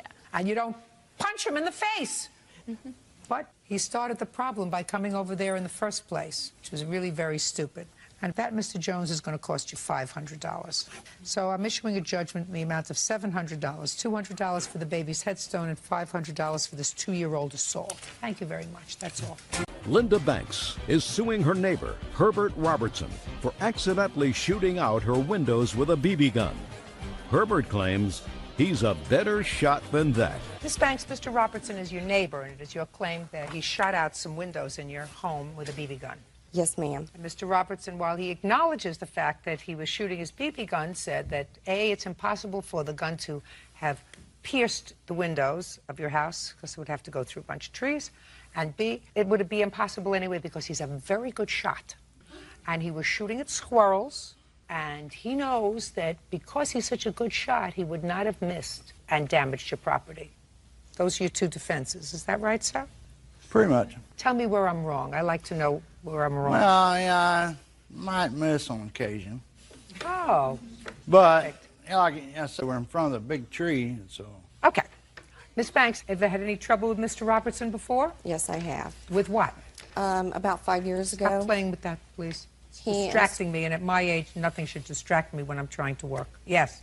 Approximately 5 years ago, Your Honor, he installed a pool improperly in his backyard, and that pool ruptured, and the water came down my backyard because he lives here and I live here, and approximately 19,000 gallons of water came into my basement. And what I did was I asked him to come over to survey the damage. He did, and his comment was that it wasn't that bad. But because we're neighbors and I tried to handle it civilly, I settled with his insurance company for $1,200, and there was a lot more damage than that, let alone the time. And I asked him to just help me clean it up, and he refused to do that. This time, when I discovered the damage, I said I wasn't going to let it go. Since the incident 5 years ago, I assume that the relationship between the two of you has been strained. Yes. What date were you shooting at squirrels, Mr. Robertson, when Miss Banks came over and told you had damaged her windows? Oh, she never did. Who did? I did. This guy. I mean, I was out in the backyard one day, and he hollers at me and says, you shot my garage window. I said, well, I don't know if I did, but if I did, I'll replace it. He says, don't worry about it. I just wanted you to know about it. And so ever since then, we quit shooting the BB guns. Well, when was this, sir, that you told him he shot out the window? It was the third week of July. His son was out shooting and actually shot over top of my head. How old is your son? 16. Don't you know that you could hurt somebody with a BB gun? If you hit somebody, it'd probably sting. Well, if you hit him in the eye, it could blind him. Probably could. If you hit him in the ear, it could make him go deaf. Probably could. So why do you do it? I didn't. No, why do you let your son play with a BB gun? Well, I imagine there's probably 40, 50 kids in that neighborhood got BB guns. I don't give a rat's behind about 40 or 50 kids. I'm asking you, why do you let your son shoot a BB gun? Because I don't see anything wrong with it. It's my yard. If he wants to shoot a pop can or something in the backyard, that's no problem. This guy's saying he got one shot over his head. I doubt it. How would you know? Because you can hear it coming through the... You can't hear a BB. Mr. Robertson. Yeah, it's like, may I say something? Yes. I mean, it's like we're talking about the swimming pool. 19,000 gallons of water didn't go in her basement. I did go and survey the damage. It didn't look that bad. Went into her basement? My insurance company took it. When I'm speaking, you see, you may be able... Is this your wife? Yeah. You may be able to interrupt her. Don't interrupt me. No, I was speaking. No. But when I start to speak, Mr. Robertson, you have to stop. That's the way we play here in my playpen. That's fine. Good. Can I see the damage to your house, please? Yes, ma'am. I have police reports as well, if you would like to see those. I would. And then also I've included estimates. Good.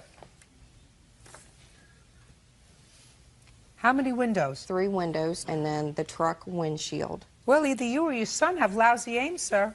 Would you mind asking this man if he did agree, that I told him I'd take care of the window, and he said, don't worry about it, I just wanted you to be aware of it?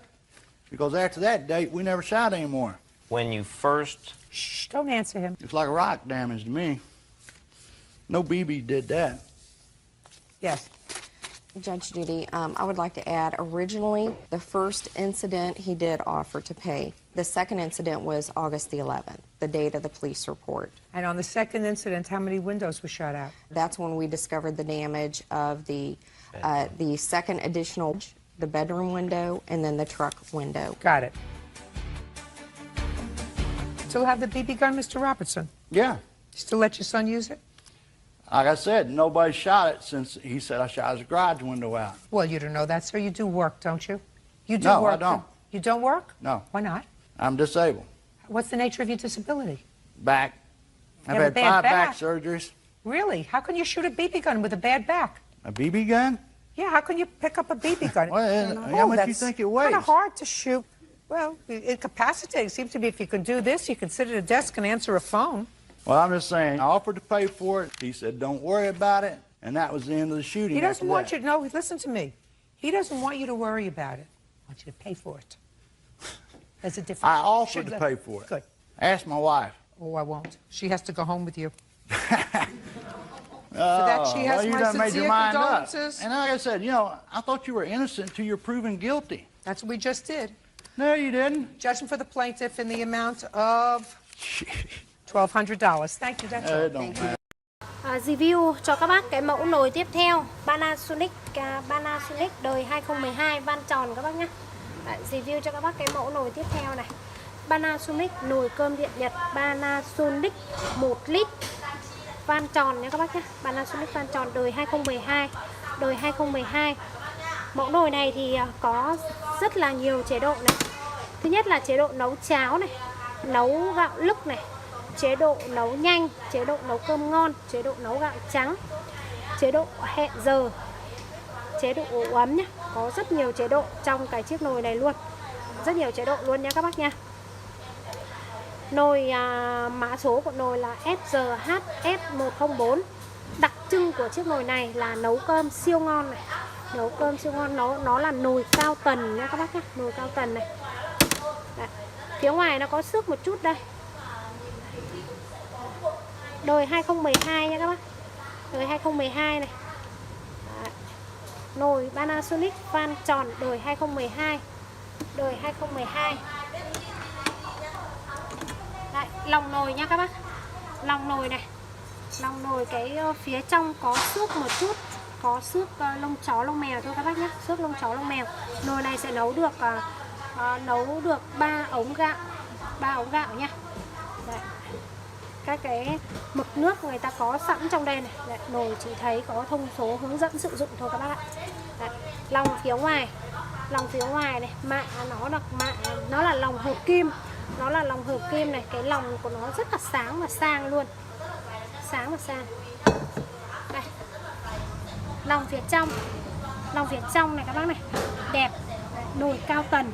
Nồi cao tần thì nó sẽ chín, cơ chế nó chín là chín kiểu giống chín bằng sóng điện từ các bác. Sóng điện từ ấy, cho nên là nồi cơm nó sẽ chín đều cả luôn. Đấy. Gioăng này các bác này, gioăng xanh nhé. Gioăng xanh, mặt đẹp. Đấy, mẫu này van tròn đời 2012. Nhưng mà độ mới của chiếc nồi này thì khoảng tầm 85% nhé. 85% luôn. Đấy, mẫu nồi Panasonic cực kỳ đẹp luôn này. Nấu cơm với chiếc nồi này thì cực kỳ ngon nha các bác. Cực kỳ ngon luôn. Xuất sắc nha.